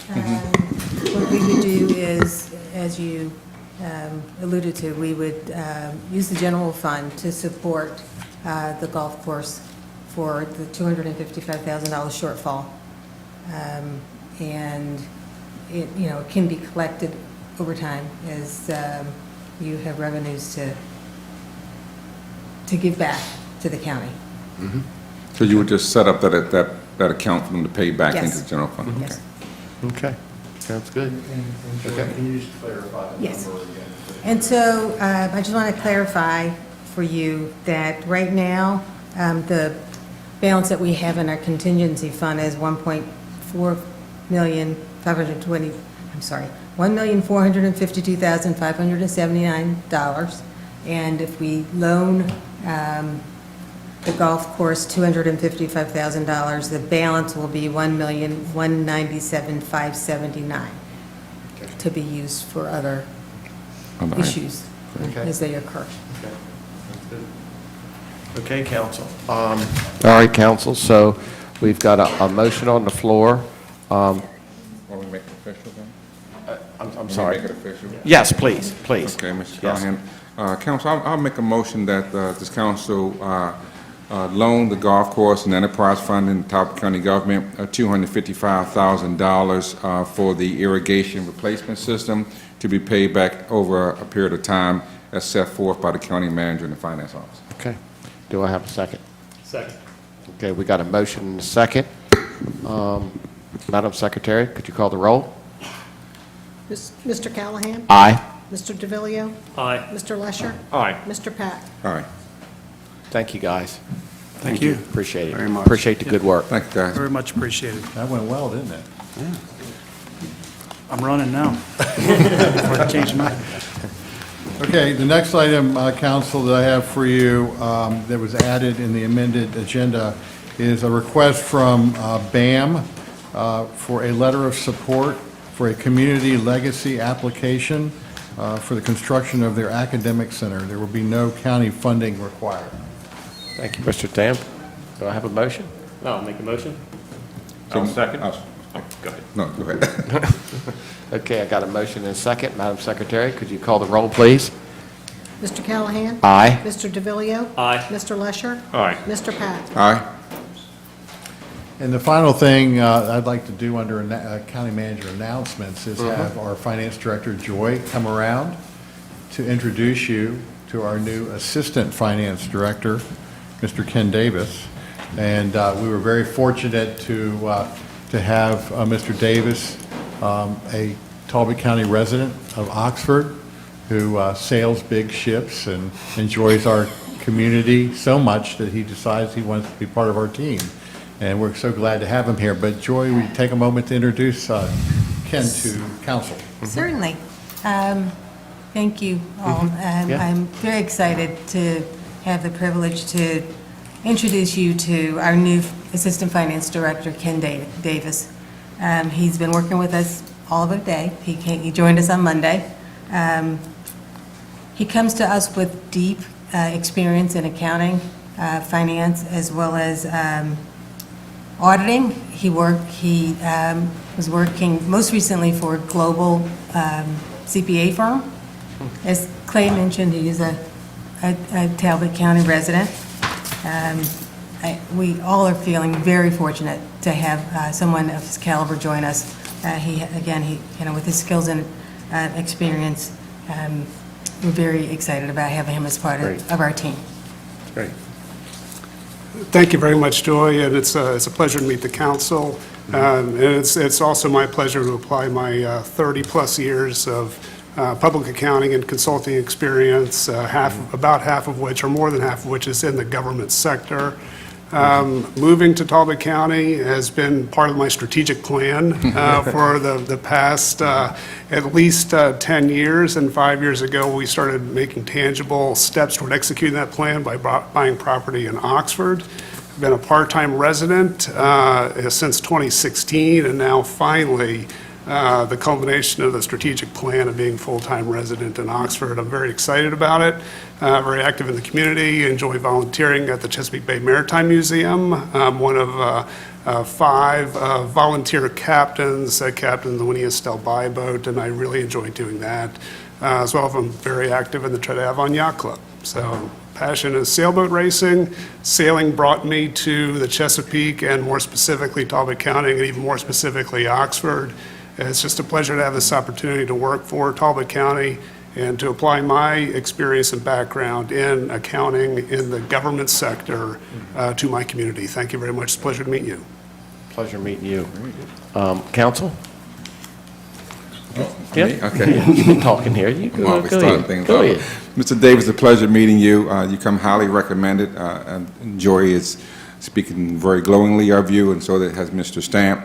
You seem to be a perfect fit. I mean, you come with the boating experience. I know you're working down with Mr. Lesher down at the Maritime Museum. So Look forward to working with you over the months to come.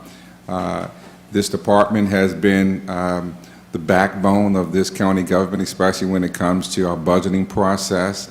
We lost a very strong financial officer through retirement recently. We were blessed to get Joy to step into those shoes, and then now to have you come along to make the team complete. I'm looking forward to just great things coming out of this department as we move forward with you. So welcome to Talbot County, and I look forward to working with you. Thank you very much, Mr. Pack. Mr. DeVillio? Welcome and thank you. Thank you. Thank you, Mr. DeVillio. And I'll echo the same thing. Thank you for your service here, and welcome to Talbot County. Thank you, Mr. Lesher. And I'll offer the same thing too. I really appreciate you, really thinking about, it sounds like you could have retired, that's what it sounds like. And I really appreciate you taking the time and wanting to spend with us and helping us, because you're going to be a big, what's the word I want to use? Big part, because Joy, like Mr. Pack said, we're blessed to have her. We really are, and we really appreciate you putting the whole team together. And I'm sure you guys are going to be doing a great job and everything. If there's anything that we can do to help you, please let us know. But welcome back. You must be doing pretty good because you come back today. That's right. Day two of my tenure. Day Thank two. you very Day much, two. Callahan. So, okay. Okay, we're good. Thank you, guys. Appreciate it. Thank you. And the last thing I'd just say to you, the county council, is I'd like to thank you for your support. I know you wrestle with some really tough situations these days as we continue to find ourselves in the middle of a worldwide pandemic that's affecting us in many ways. But in the last 8 months, with your assistance, we've been able to replace 5 key positions in county government. We have a new county attorney, Patrick Thomas, a new DES director who met tonight, Mike McAdams. We have a new finance director, Joy Nagel, and we have a new HR director, David Edwards, both of which you spoke to this evening. And they're core members of a team. And that's a major transition for our rural government. And that didn't just happen by flipping a light switch on. It happened because highly qualified people took jobs here, not necessarily because of the salary, but because of the way of life here and what this community offers people that move here. So I want to thank you for your support and our accomplishing that. That completes the county manager report. Thank you. Okay, that sounds great. Okay, let's move on to public comments. Mr. Lesher, you want to get started on that? We have a number of folks signed up to speak. Yep, you want the Yep. usual preface here. Hang on a second.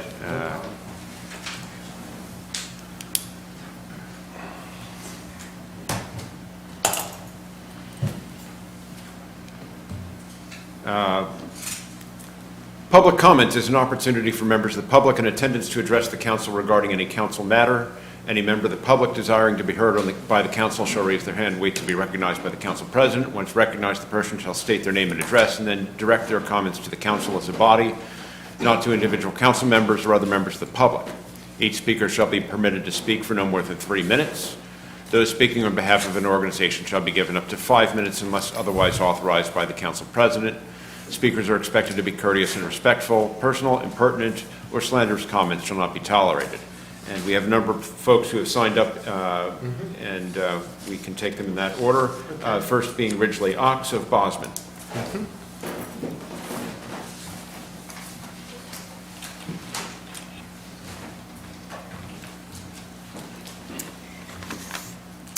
Hello, I'm Ridgely Ox, and I live in Bosman. It's been a year since the county council decided it would not act to move the Confederate monument off the courthouse lawn. I'm here tonight to ask you respectfully to reconsider.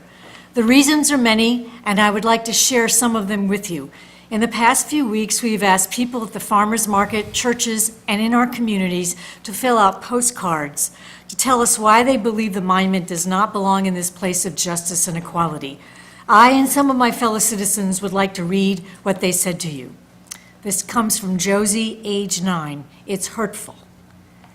Jean, it's way past time. It's the 21st century, and we don't believe in honoring slavery in the Confederacy. Bill and Susan, a monument to these rebels should not be on the courthouse steps. It serves as an intimidating and offensive reminder of slavery and Jim Crow. This is from Dee. I am writing to share my strong feelings about the need to move the Confederate monument off the courthouse grounds. It's upsetting that this should even be a question, knowing the history.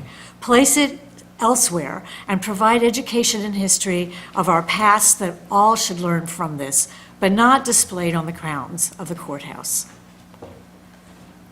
Because it's not fair. Anna, age 6. It's time to stop glorifying traitors. Jennifer.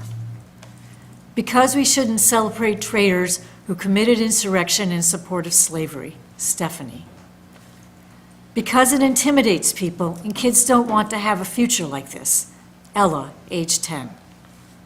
Talbot County can't be stuck in a Confederate past if it wants to attract business and residents who believe in its future. Bob. I believe these cards show that Talbot County is better than this statue. It's time for you to act and for it to move. Thank you for your attention. Thanks a lot, Ms. Ox. I appreciate it. Next, Megan Cook of Easton.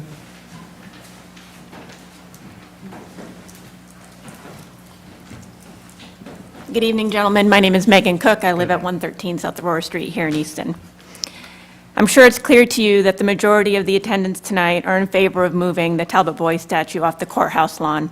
The Move the Monument Coalition has been fighting for equal justice, has been educating our citizens about racist, hateful symbols, and will continue to fight until the statue is removed from public space.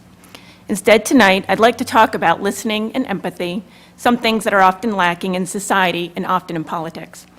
Over the last several years, the political divide seems to have grown from a political chasm, with most people grown into a political chasm, with most people getting their news and information on social media, where we can practically handpick the messages and stories we read, each one affirming our personal political view. I know I'm guilty of it at times. But listening to others and understanding people is vital to democracy.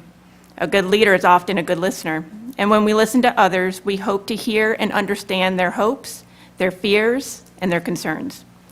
It's essential for people to be listened to and heard, because that is the first step in change and healing from our past wounds. And leaders need to listen to all sectors of society, not just the loudest or the ones that have the message that sound most like what we want to hear. History has shown that our Black and brown neighbors have not had the same opportunity to have a voice and be heard. As our county leaders, I hope that you hear the stories of how they've been treated differently, how they feel walking past the statue with such a hurtful symbol atop it, and their concerns for a future where not all are truly considered equal. As elected officials, it's part of the job to listen to your constituents, and I know how hard that can be. It's not easy to listen to others when raw emotions bubble over, but people need the opportunity to be heard and to know that you hear and validate their concerns and feelings, no matter how difficult the message may be. I encourage you to meet with Move the Monument leaders, with faith leaders, concerned community leaders, and concerned citizens, and be active, inclusive, and empathetic listeners, because the statute does not instill a sense of pride or honor or represent equal justice for all. Other states and communities have already realized the hurtful impact that these statues and symbols have. It's time that Talbot County does the same. Have a good evening. Thank you, Ms. Cook. Appreciate it. Next, James Richardson.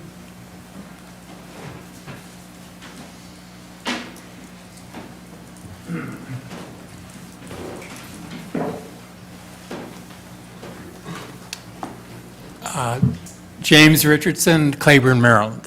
Thank you for this opportunity to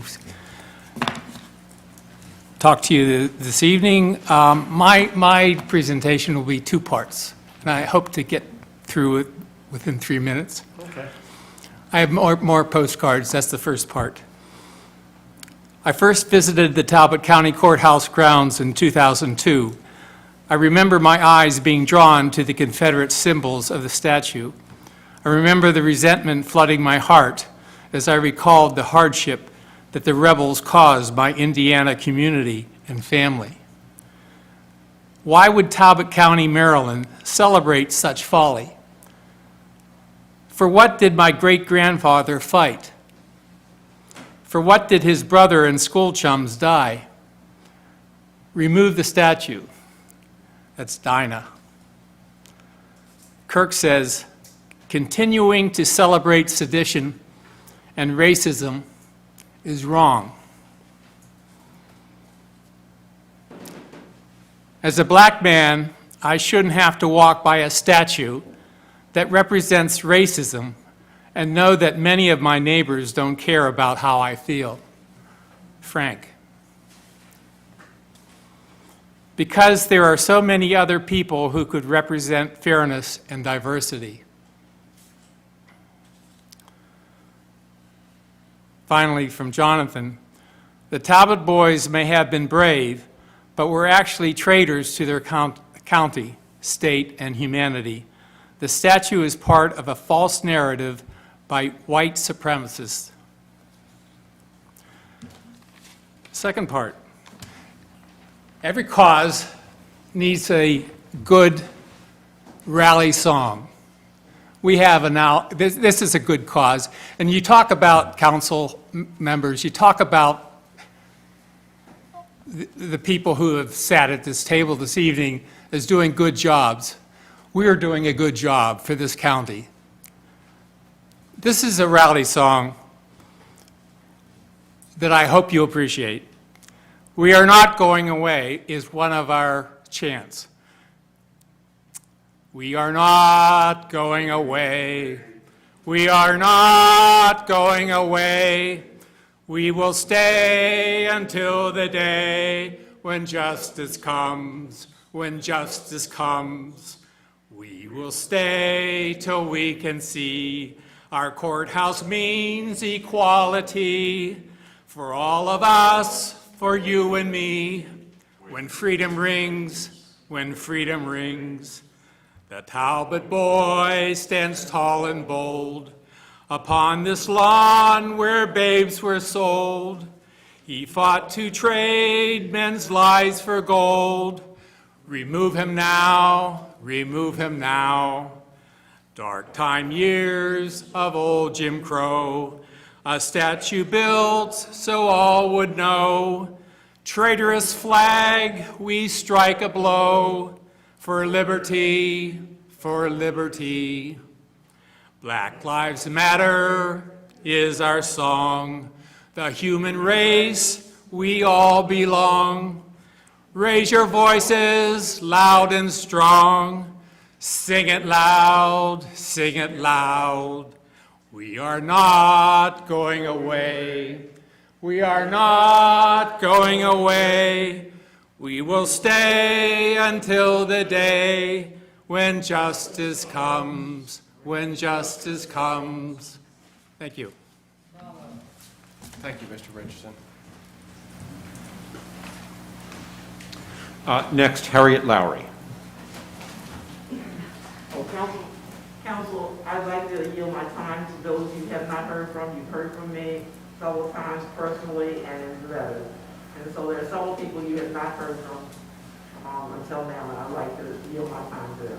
One would be Dr. William Wallace, the pastor of two churches in St. Michael, and several others. Thank you. Okay, thank you, Ms. Lowry. I will come back another time. Okay.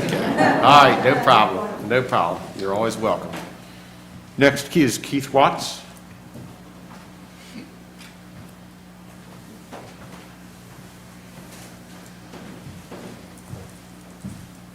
Good evening, ladies and gentlemen. Good morning. I had asked that, my name is Keith Watts. I live on a small island off the Chesapeake called Tilghman. And I had sent in, with the assistance of Mr. Stamp, he was kind enough to allow this picture. And if you can take a look at that, you know, there's that old saying about a picture and words. That's the Talbot County slave market, my friends. And if you look carefully up there in the corner, you'll see the courthouse and the building that we're sitting in. The building we're sitting in. The previous person who was up here singing, he asked about, or he talked about how you feel. I can't possibly imagine how many of the people in this room feel. I can only speak for myself, and what I say to you is, when you look at that picture, there are people who will never see their mothers again, their fathers again, their sisters, their brothers, their aunts, their uncles, their nieces, their cousins. And that picture, the resolution isn't good enough to show us the tears that are coming down their faces, because I'm sure there's a tear or two. I ask you, with the greatest respect, I'm not here to lecture you. I want to be part of the solution. You hold the power to make this right, and if you do this, if you summon the grit, if you summon the courage, and you make this happen, as I believe it was Councilperson Pack said, all will be for naught. You will not be remembered for anything if this solution is not found amongst you. Look at the room behind me. They're all here asking for your help with all sincerity and with all the feeling in their heart, and I hope that you find it in your heart to not answer for me. Those people, those are the ones we need to honor. The oppressed, not the oppressors. Thank you very much. Thank you, Mr. Watts.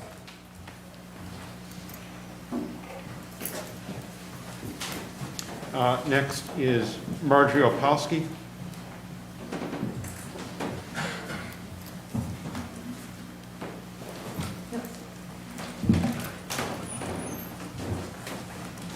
Hi. So you know I'm Marjorie Opalski. I've lived in Talbot County over 45 years, and I think it's a grand place to live, and I'm part of the coalition. We collected these postcards, and instead of giving you my opinion, which I think is pretty clear by where I am, I'm going to read some others. I collected these at the farmer's market, and it was really interesting to me, one, the wide range of ages from different places. There was, some people had taken the cards the week before, went home and printed them up and brought them back the next week to have somebody read them. So this is important. It's something people really care about. So here's the first one. It's written by Charles, and I'm going to spell his last name because I don't want to. It's Zvirman. The moment the Talbot County boys donned the gray and swore allegiance to the Confederacy, they took on its beliefs and ideals. First and foremost, being the superiority of the white race. And the racism is woven into its constitution and notable writings of their leaders. Equality disgraceful is the service, the preservation of Talbot history, who co-opted a noble name and what would have been a noble pursuit and made it about one issue and one issue alone. Its mission, along with the mortal failure of Price, Callahan, and DeVillio, cast a tarnished light on the whole of Talbot County. These men were traitors to the Union, to the nation, and traitors to the state of Maryland. If you want to celebrate them as individuals, go to their grave sites scattered throughout the county, but they deserve no place of honor on the courthouse lawn or in public lands. As a visitor to Talbot County, I was shocked to see a Confederate monument so close to the statue of Frederick Douglass. This is just wrong! Exclamation point. We should not be honoring traitors and racists. This was written by Hugh Carson from Reisterstown, Maryland. Oh, I got these all backwards, okay. You got about another minute. Okay. It's long past due for the Confederate monuments to be removed. They represent slavery and treason. The Confederacy is responsible for the 500,000 dead from the Civil War. Having that with statues is like honoring Hitler with statues in Germany. Please see fit to remove the monument. This is by Matthew. Because it's just time to write history and put it in the museum. It's just time. We want to be on the right side of history. We are better than this. The celebration of harm towards others does not honor the human spirit that we all share. This was signed by Hope and most likely to move to Easton. It is simply the right thing to do. The Confederacy part of our history is nothing to celebrate. It shouldn't be on public grounds celebrating this part of our dark history. I'll let you read one more. Okay, this was written by a 10-year-old, Anna, and it says, "The statue is mean to black people, and we are all really the same, just we look different." Thank you. Thank you, Ms. Okowski. Appreciate it. Next, Suzanne Todd.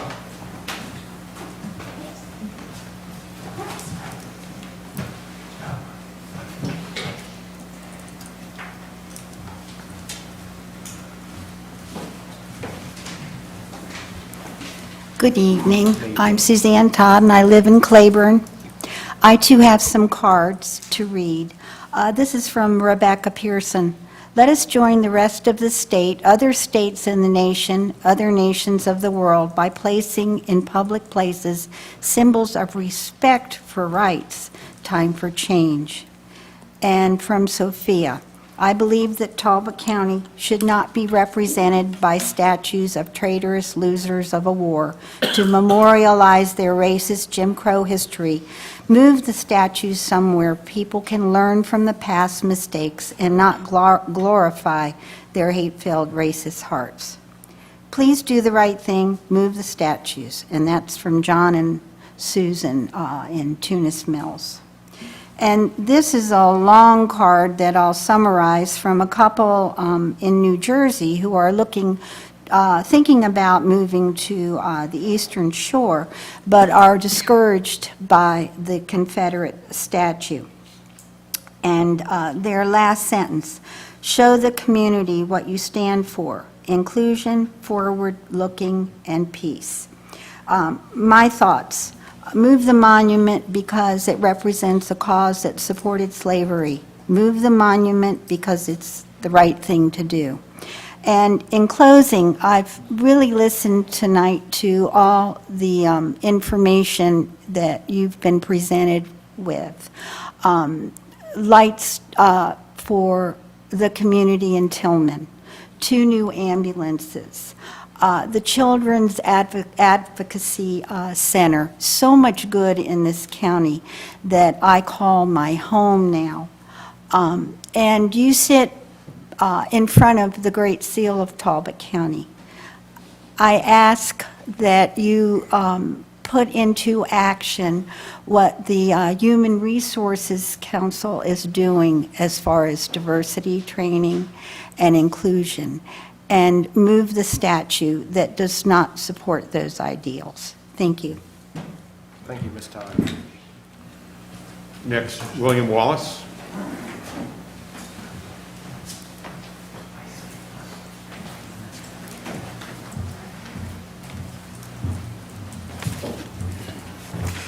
Good evening. My name is William Wallace. I reside in St. Michael's, Maryland. Over a year ago, a petition was brought before this council to remove the Talbot Boy statue from the courthouse lawn. Numerous persons have voiced their rationale for you to respect and honor this request.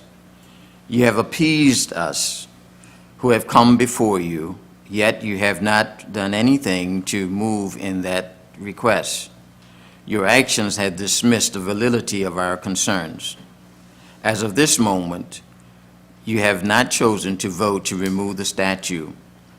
Walking past the statue may be a sense of pride for others. However, for yellow, brown, red, and especially black persons Walking near the statue generates fear, anxiety, and agony.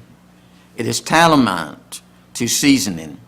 Historically, seasoning was a process of increasing the value of captured slaves by mentally and physically preparing them for the institution of slavery in the colonies. Your refusal isn't just political nor social. I understand and believe it is a matter of dignity, decency, and integrity. You have shown your political authority by not removing it. Now use your political savvy to vote to remove it. If this is not the underlying variable, the statue, you should vote to remove the statue and relieve yourselves and relieve the community and county of this painful historical reminder. You aren't asked to destroy it, but to remove it. Put it in a place where it can enhance the continuity and totality of the United States of America's history. Remove it to a place where it will not give the appearance of inequity, inequality, or question unbiased justice, nor dash the hopes and dreams of those seeking fairness in the judicial system. Unless something has happened since my coming here, the United States of America is still a representative form of governance. It is for the people and by the people. Voting expresses the will of the people. Let me remind you, because I am a preacher, of Joshua 4, verse 6, for I believe it is applicable for this moment. It reads, "When your children ask in time to come, what do these stones mean?" The backstory of placing the stones in the wilderness was a reminder to present the present generation of when and how God delivered and liberated their ancestors who suffered under Egyptian oppression. For people of color, the Talbot County statue is a reminder of the evenness of humanity and slavery, oppression, dehumanization, and disenfranchisement. I encourage you to be on the right side of history and seek to discontinue that atrocity. What will you tell this generation and those yet unborn about the Talbot Boy statue and what it represents? Will you tell the truth? Their ancestors fought to maintain institutional slavery and systemic racism. Will you tell them the Talbot Boys continues to inflict psychological and emotional hurt upon those whose last hope for justice and fairness is imprinted within their consciousness by the Talbot Boys who fought against their rights, their dignity, and their personhood? For I submit to you, this is more than a political machination. It is about integrity, biblical and theological understanding of God and neighbor. Having said that, what do you suppose God meant saying, "Remember, you were once strangers"?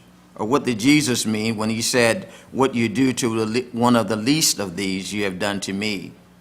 I encourage you to remove the statue and do away with the violence and the evil of its intent. Don't allow anything, political aspirations, societal pressure, compromise your dignity, integrity, or decency. Do not perpetuate systemic racism, institutional slavery, nor continue any political ideology that inflicts injury or any sort upon anyone. Again, you have shown your political authority by not removing it. Now we embolden you to have the political savvy to vote to remove it. Thank you very much. Thank you, Mr. Wallace. Thank you, Reverend Wallace. And next is Toch Harchie.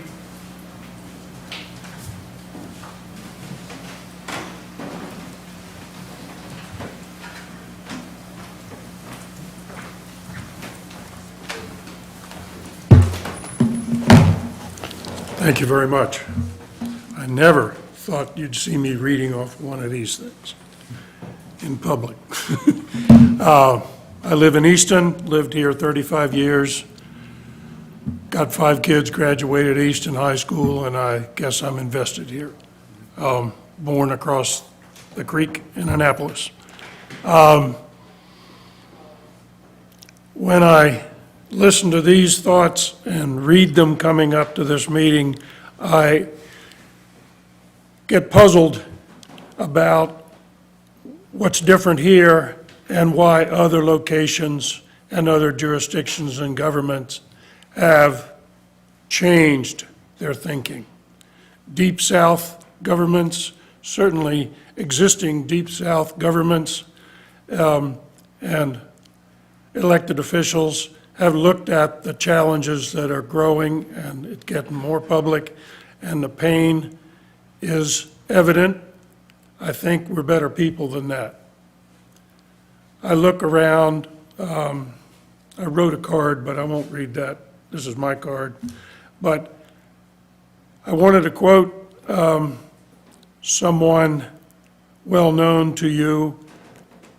When the Dred Scott decision came from Justice Taney of Maryland, Chief Justice Taney in 1857, said blacks were not U.S. citizens, so the man in front of him, Dred Scott, had no rights. Taney's statue went up because I guess he was a champion in the country at that time, 4 years before the Civil War. His statue was put up in Annapolis, his statue was put up in Baltimore, and 4 years ago, both of them, after I'm sure just a little wrangling, came down. They were removed. And I will quote an important person who justified it this way. Thank you for your patience. After Charlottesville, Hogan acknowledged that Taney was a slavery defender and said that the time has come to make clear the difference between properly acknowledging our past and glorifying the darkest chapters of our history. I'll just add this to things for you to think about. I think about them. I think we can change. I think the county's better than that.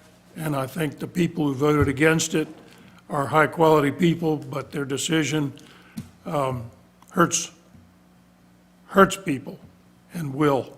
And our county reputation is not what it could be. And I trust that the right thing will be done. Thank you very much for your time. Thank you for the work you do in the council. No problem. Thank you. I appreciate you coming. Next is Bolt Johnson. I yield my time. Next is Dominic Mickey Tyrone. I don't yield mine. I'm Dominic Mickey Tyrone from Oxford, Maryland. I have a few postcards to read, and I have a few comments on my own about my first view of the statute. Bruce wrote, "The Talbot County will richly deserve the reputation it is building as a backward haven for the rich, where race and class injustice prevail over common decency. This is the 21st century, and this statute does not reflect the values of the majority of contemporary society and culture. If you could step into someone's shoes that was born black or brown, you would understand the impact and feelings that someone of color reflects upon as they walk by that statue. It represents a terrible part of our American history." That's from Suzanne. Vicky wrote, "It is the right thing to do to take the statue down. Some often speak of history. I've never seen anything about the statue in the history books. I wonder why. History clearly shows that the war was fought to keep slavery. That's what the Confederacy fought for. Shame on the council members voting not to move the statue for not recognizing this racist act. It is purposely intimidating to people of color." In my own experience, I was thinking about my first vision of the statute. In fact, it relates to this evening's talk because when I lived in Anne Arundel County moved here 30 years ago, I used to drive out on Sundays to play the Hog Neck Golf Course because it was a really great place, and I would travel the 40 miles one way with no problem. And one time I just came into Easton after playing and I saw that statue, and as a lifelong Civil War student, I stopped. And I took a close look at it and I realized that it was a Confederate statue. I certainly knew enough about Maryland to know that it was not a Confederate state, and I looked at it closely. And I went back and started really studying more about what really happened out here. I used to see the license plates on the Western Shore, welcome to the Eastern Shore, now go home. And I realized that there was a separatism, a feeling of overt separatism out here on the Eastern Shore. And then when I moved out here 7 years ago, I started to really feel it. But the point is that that statue doesn't really represent the history of the Civil War in Talbot County. It misrepresents it. There is no, when the county commission put that statue up in 1916, they did it and purposely put it in that place of honor in front of the courthouse. That was an overtly racist society.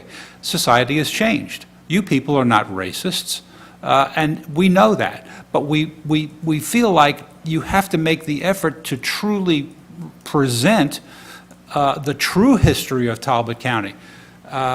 My sense is that that's simply not happening. I looked at the Talbot County, at the Historic Preservation Commission website and the county website, and there's no explanation other than that statue and what is stated on that statue of what really happened in the Civil War. It misrepresents the white and black soldiers who fought for the Union, for the majority of people who voted against secession prior to the firing on Fort Sumter. It misrepresents all that. And so the responsibility for properly changing that and presenting the true history of the county lies with you. It lies with people like us, and we have to take that responsibility. I can't hardly say anything more powerful than Reverend Wallace did. I won't even try. But my point is that the responsibility is really on your shoulders, and we will share that responsibility with you. And not to vilify anybody, but just to make things right.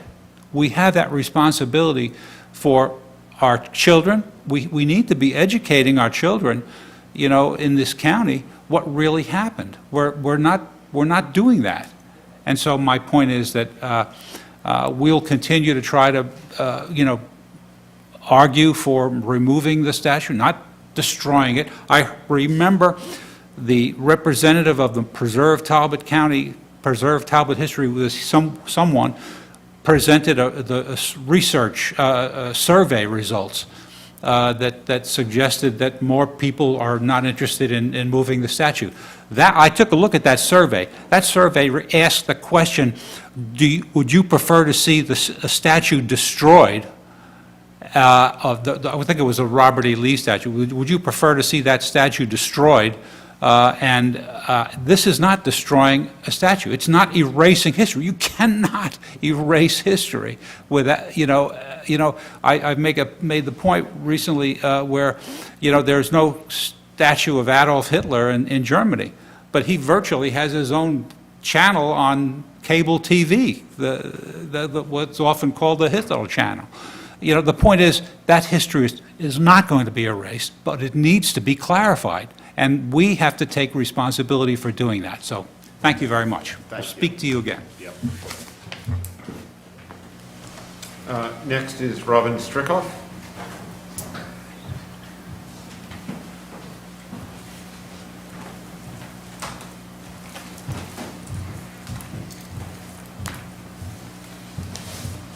Good evening. My name is Robin Strickoff. Easton is my home. As a human resource professional, I can tell you, you will not achieve your goal to foster an environment that welcomes and supports diversity as long as you allow a Confederate monument to stand on courthouse property. Employees want their leaders to walk their talk. Now I will move on. I hope through my voice You hear the messages from family members, friends, and neighbors on why they want the monument moved. Not only is it the last Confederate statue in all of Maryland, but it is preserving a racist Talbot County. Because symbols of racism do not belong on government property.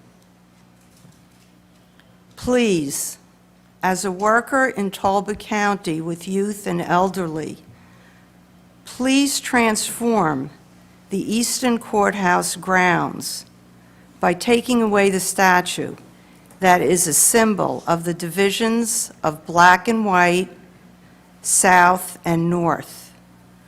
Our region's history has such strong elements of equality and freedom.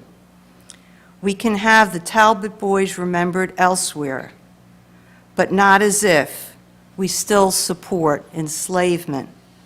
Thank you, says Lisa. We should move the monument because Talbot County is better than this and should create an inclusive place for everyone. Because it makes people feel badly and it's offensive, says Jamelia. Get rid of it, because it's the only Confederate monument on public land in the state. I believe that public spaces, especially those gracing the entrance to a courthouse, with the stated goal of equal justice to all, is totally inappropriate for displaying homage to those who supported the Confederacy and slavery. I strongly urge the council to reconsider your decision and move the Talbot Boys Monument from public grounds. Monuments are not history lessons. They memorialize and celebrate the subject. Nothing associated with the Confederacy should be honored. The fact that the last Confederate statue on public grounds in Maryland is located in Talbot County reflects poorly on the county and, to a degree, its residents. And I can honestly say, if I had been aware of this 22 years ago, when looking at locations to practice medicine, I would never have chosen to move here. Please do the right thing, says Bob. A demeaning monument should not be held on a site of justice and equality. There has been enough pain and suffering in this county. It's time to heal each other. It isn't just the people of color that are affected, it is everyone. Preserving history is very different from continuing to use it as a weapon. Move the statue so we can move on to bring the best of what this county has to offer. From D. Thank you for your time this evening. Thank you. And Martha Hamlin.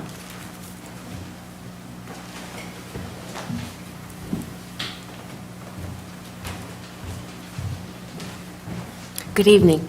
First, I speak for Rabbi Peter Hyman, who you may have noticed leaving. He asked me to tell you not to take it personally, that he still likes you, but he had an emergency at the hospital. He would have spoken also in favor of moving the monument, as he has many other times. Heidi Wetzel. I grew up in Germany during and after World War II. There is no monument anywhere celebrating or honoring the Nazis. Any human atrocity, including slavery, needs to be remembered and taught, but not honored or celebrated or glorified. Matthew Fitzgerald of Easton. It's ridiculous that we are honoring traitors that fought for slavery, that killed American soldiers who were defending our Constitution. Pat Flory of Claiborne. As the white grandmother of 4 adorable and loving mixed-race children, I do not know how to explain the continuing controversy over the statue. Do I pretend that Talbot County has no racism? How can we say this when a Jim Crow-era statue remains on a government lawn? It pains me that any explanation I make, no matter how carefully worded, will have the power to wound their hearts. Deborah Halla and Susan Miranda say move the monument because if Talbot County is to welcome visitors of all nationalities, races, etc., it must foster a welcoming environment. Civil War statues alienate not only people of color, but their Caucasian friends and neighbors as well. Greetings, says Michelle Johnson of Trapp. This monument must be moved. It is an embarrassment to our beautiful county. No need to tear it down. Please just move it off public property. Move it because it's disrespectful to our African American friends. Let's remove a monument to double traders. What an embarrassment. Stephen Ball of Easton says, the statue symbolizes a time of turmoil and racism in our country, a time where some prospered at the expense of others, and it is a reflection of our lesser selves. It is a constant reminder of those times. It's now time to set a new narrative for our future, not by forgetting, but by erecting new symbols on our public spaces that inspire and not serve to separate us. As the banners have said, let's be hopeful and grateful. Please move the Talbot boys. Jess Haberman, a resident of Easton, says, I've been asking myself why 3 members of the council are opposed to removing the statue, and I'm guessing that they want to preserve Talbot history or don't want to oppose those who want to preserve Talbot history. So let's make a deal. I want to think that preservationists are well-meaning, but if that's the case, where are the monuments and exhibits that tell the history of how a bomb was placed in a Negro family's home in 1957 because they dared send their children to a white school? Or how right outside this building was one of the busiest slave markets in the Americas? Or that the jail cell holding Frederick Douglass after he attempted to escape his bonds of slavery was here, right here? If our interest is really to preserve history, then let's try at least to get the oral history, black and white, of those who lived.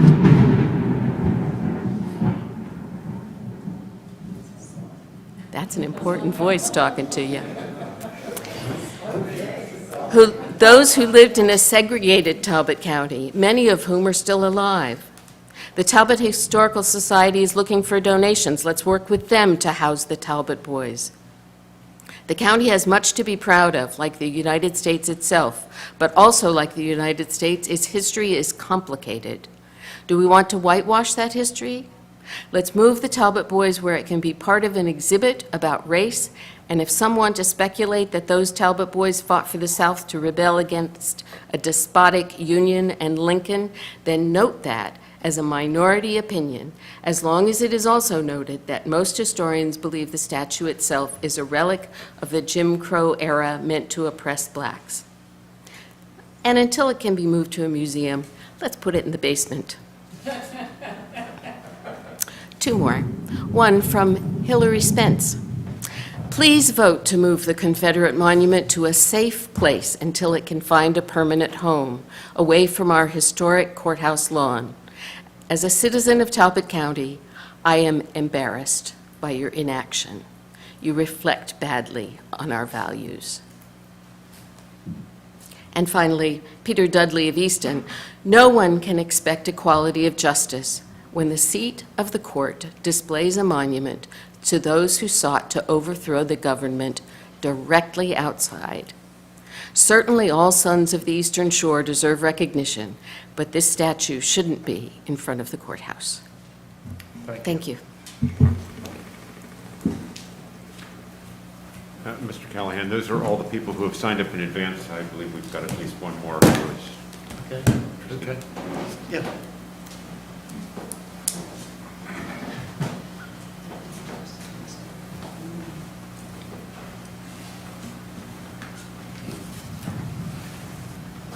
Good evening, Council. My name is Chad Hill. I'm from Easton, born and raised, and I proudly live here now. You're not going to hear 3 minutes of my feelings tonight. You've heard a lot from me on this subject, and you know how I feel about the monument. It's got to go. Instead, I'm honored to read the sentiments of 3 other people who dropped these postcards off at the farmer's market. The first 2 are quite succinct, yet straight to the point, and in my opinion, quite powerful. It's on public property, and it should not be. Please take down the monument. It is offensive. And I found this last one to be quite profound. It's time to end the discord. This monument has become a symbol of all that is keeping us apart. I've lived in this community for over 40 years, married into a local family with even longer roots, and I've come to love this area. What I see happening makes me so sad. So many people who have lived and worked together for years are suddenly on opposing sides. It doesn't need to be this way. I recently discovered that I have roots here that go way back. I have 2 great uncles who fought for the Union at Gettysburg during the Civil War, and their father, my great-grandfather, was on the side of the South. Imagine the strife that caused in their family. This community is being torn apart by all this strife and disagreement over a statue.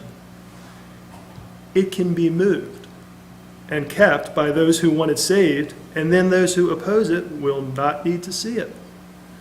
It has become like a sore that never heals, and I'm afraid it will do great damage to a great community. Please choose community harmony over discord. Move the monument. Thank you. Thank you, Mr. Hill.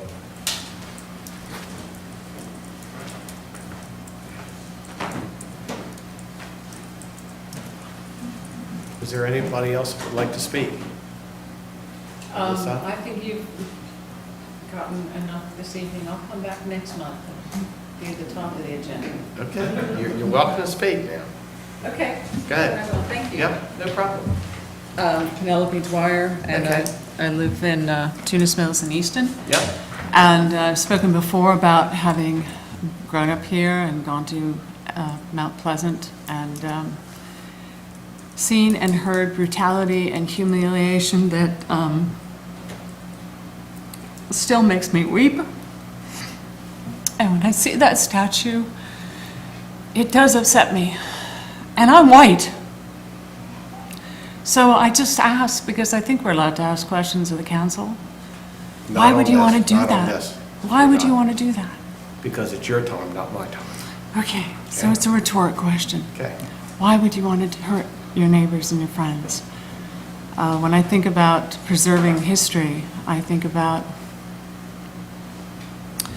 the people that say, well, you know, we're preserving the people who fought. We're giving them recognition. And our forefathers weren't slave owners. You know, we were merchants. We were watermen. We weren't big landowners. But our forefathers fought. Yes, but they fought for white supremacy. They fought for a world where they said, okay, we don't own slaves, but we certainly don't want them in our schools and our churches and our restaurants. They're preserving a history that brings pain to our community, intimidation, humiliation, and degradation to people who live here today, and embarrassment to many of us. So I just ask you, whatever it is it really that important that we can't find a place for it and all work together? Thank you. Thank you, Mr. Park. Appreciate it.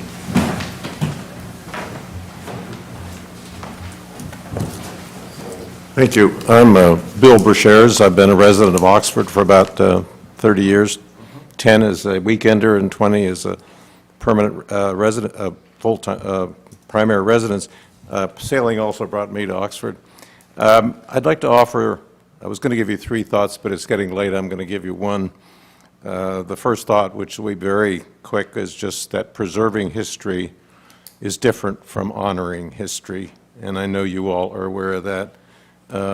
If this monument is continued to stay here, and if you vote, keep it here or resist to change, there's no other way to describe it than that you are essentially honoring that history.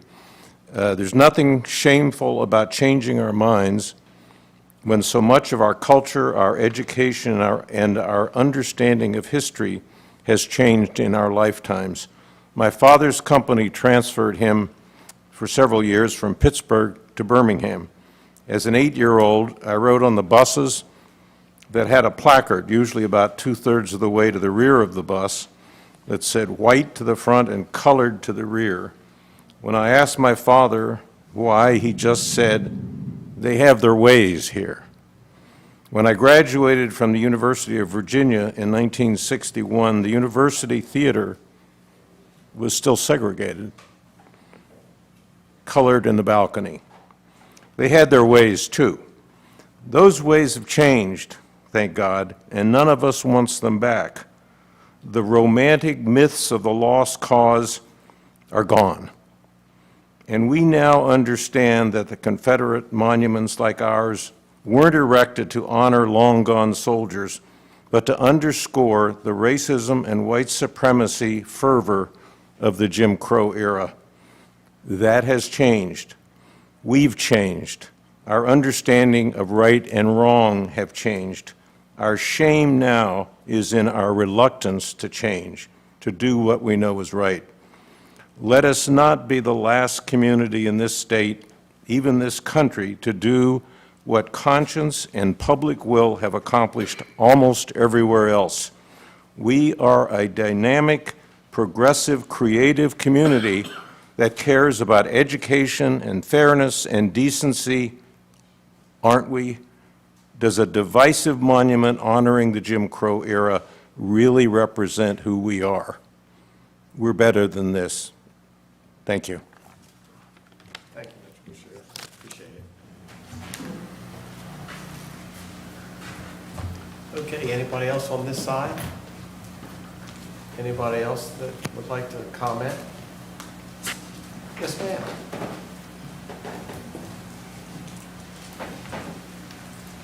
Since the storm is already here. I say that.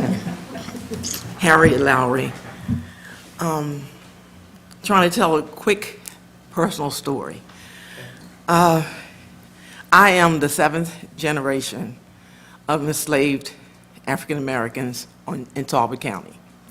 My son and grandson are the 8th and 9th generation. I came back home, I lived on at 111 North Hanson Street, across the street from Bethel AME Church growing up. I came back home 23 years ago to research my family history and to make sure that our family's property would stay in our family's name. In researching, I found out that in Frederick Douglass's autobiography, chapter 4, that an overseer saw one of the enslaved men, his name was Demby, cleaning. He was a horse cleaner, cleaning the horses. And it was on a hot day, probably like today. And so he took a break and went into the river. And the overseer told him to get out of the river. And he didn't. I guess it was this time to just put his feet, stand where he was going to stand. Slaves started gathering around the river. And Colonel Lloyd, on his horse, came up and told the overseer to stop. And the overseer said no. And he told Demby, on the count of 4, I want you to get out of the water. So he counted 1, 2, 3, and shot him dead in the river. And Colonel Lloyd asked him why. And he said, to teach the other ones not to say anything, but do the work.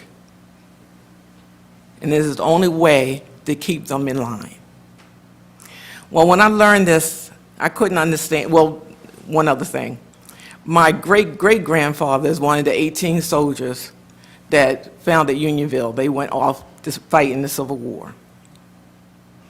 And that, to me, was one of the proudest things I had ever heard, that somebody in my family fought in the Civil War on the Union side.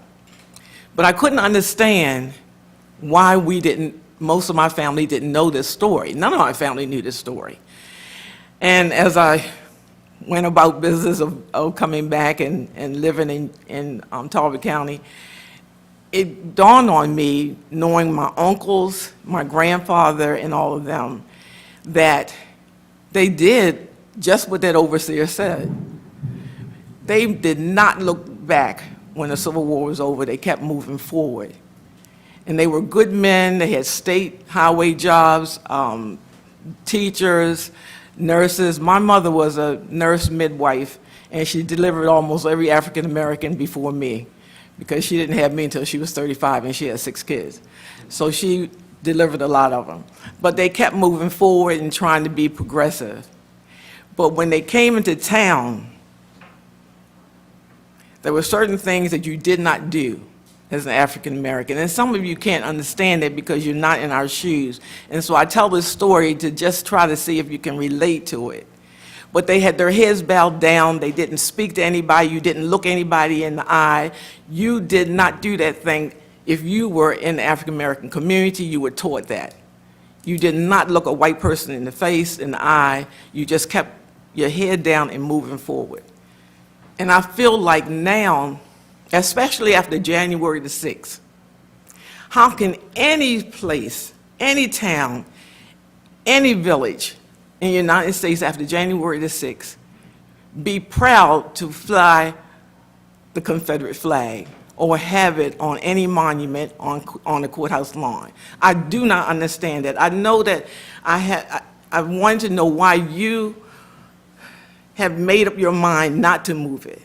But I'm trying to tell you why I want it moved, because of what it has done to the African Americans in this community and what it has done to African Americans all over this country. Things have got to change. And I see change coming in the young people who are protesting with us, who are speaking out against it. I see that. And how you will answer them in the future, I do not know. But I want you to think about not yourself and the people who think that they're preserving history, what it says to us, what it says to us even today. And that's all I want to say. Thank you so much. Thank you.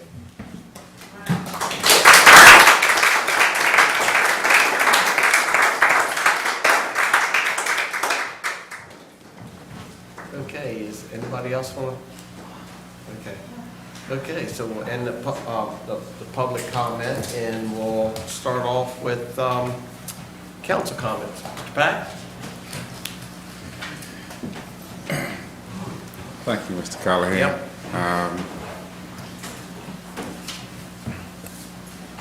Yep. We've been having public comment probably since 2 years ago.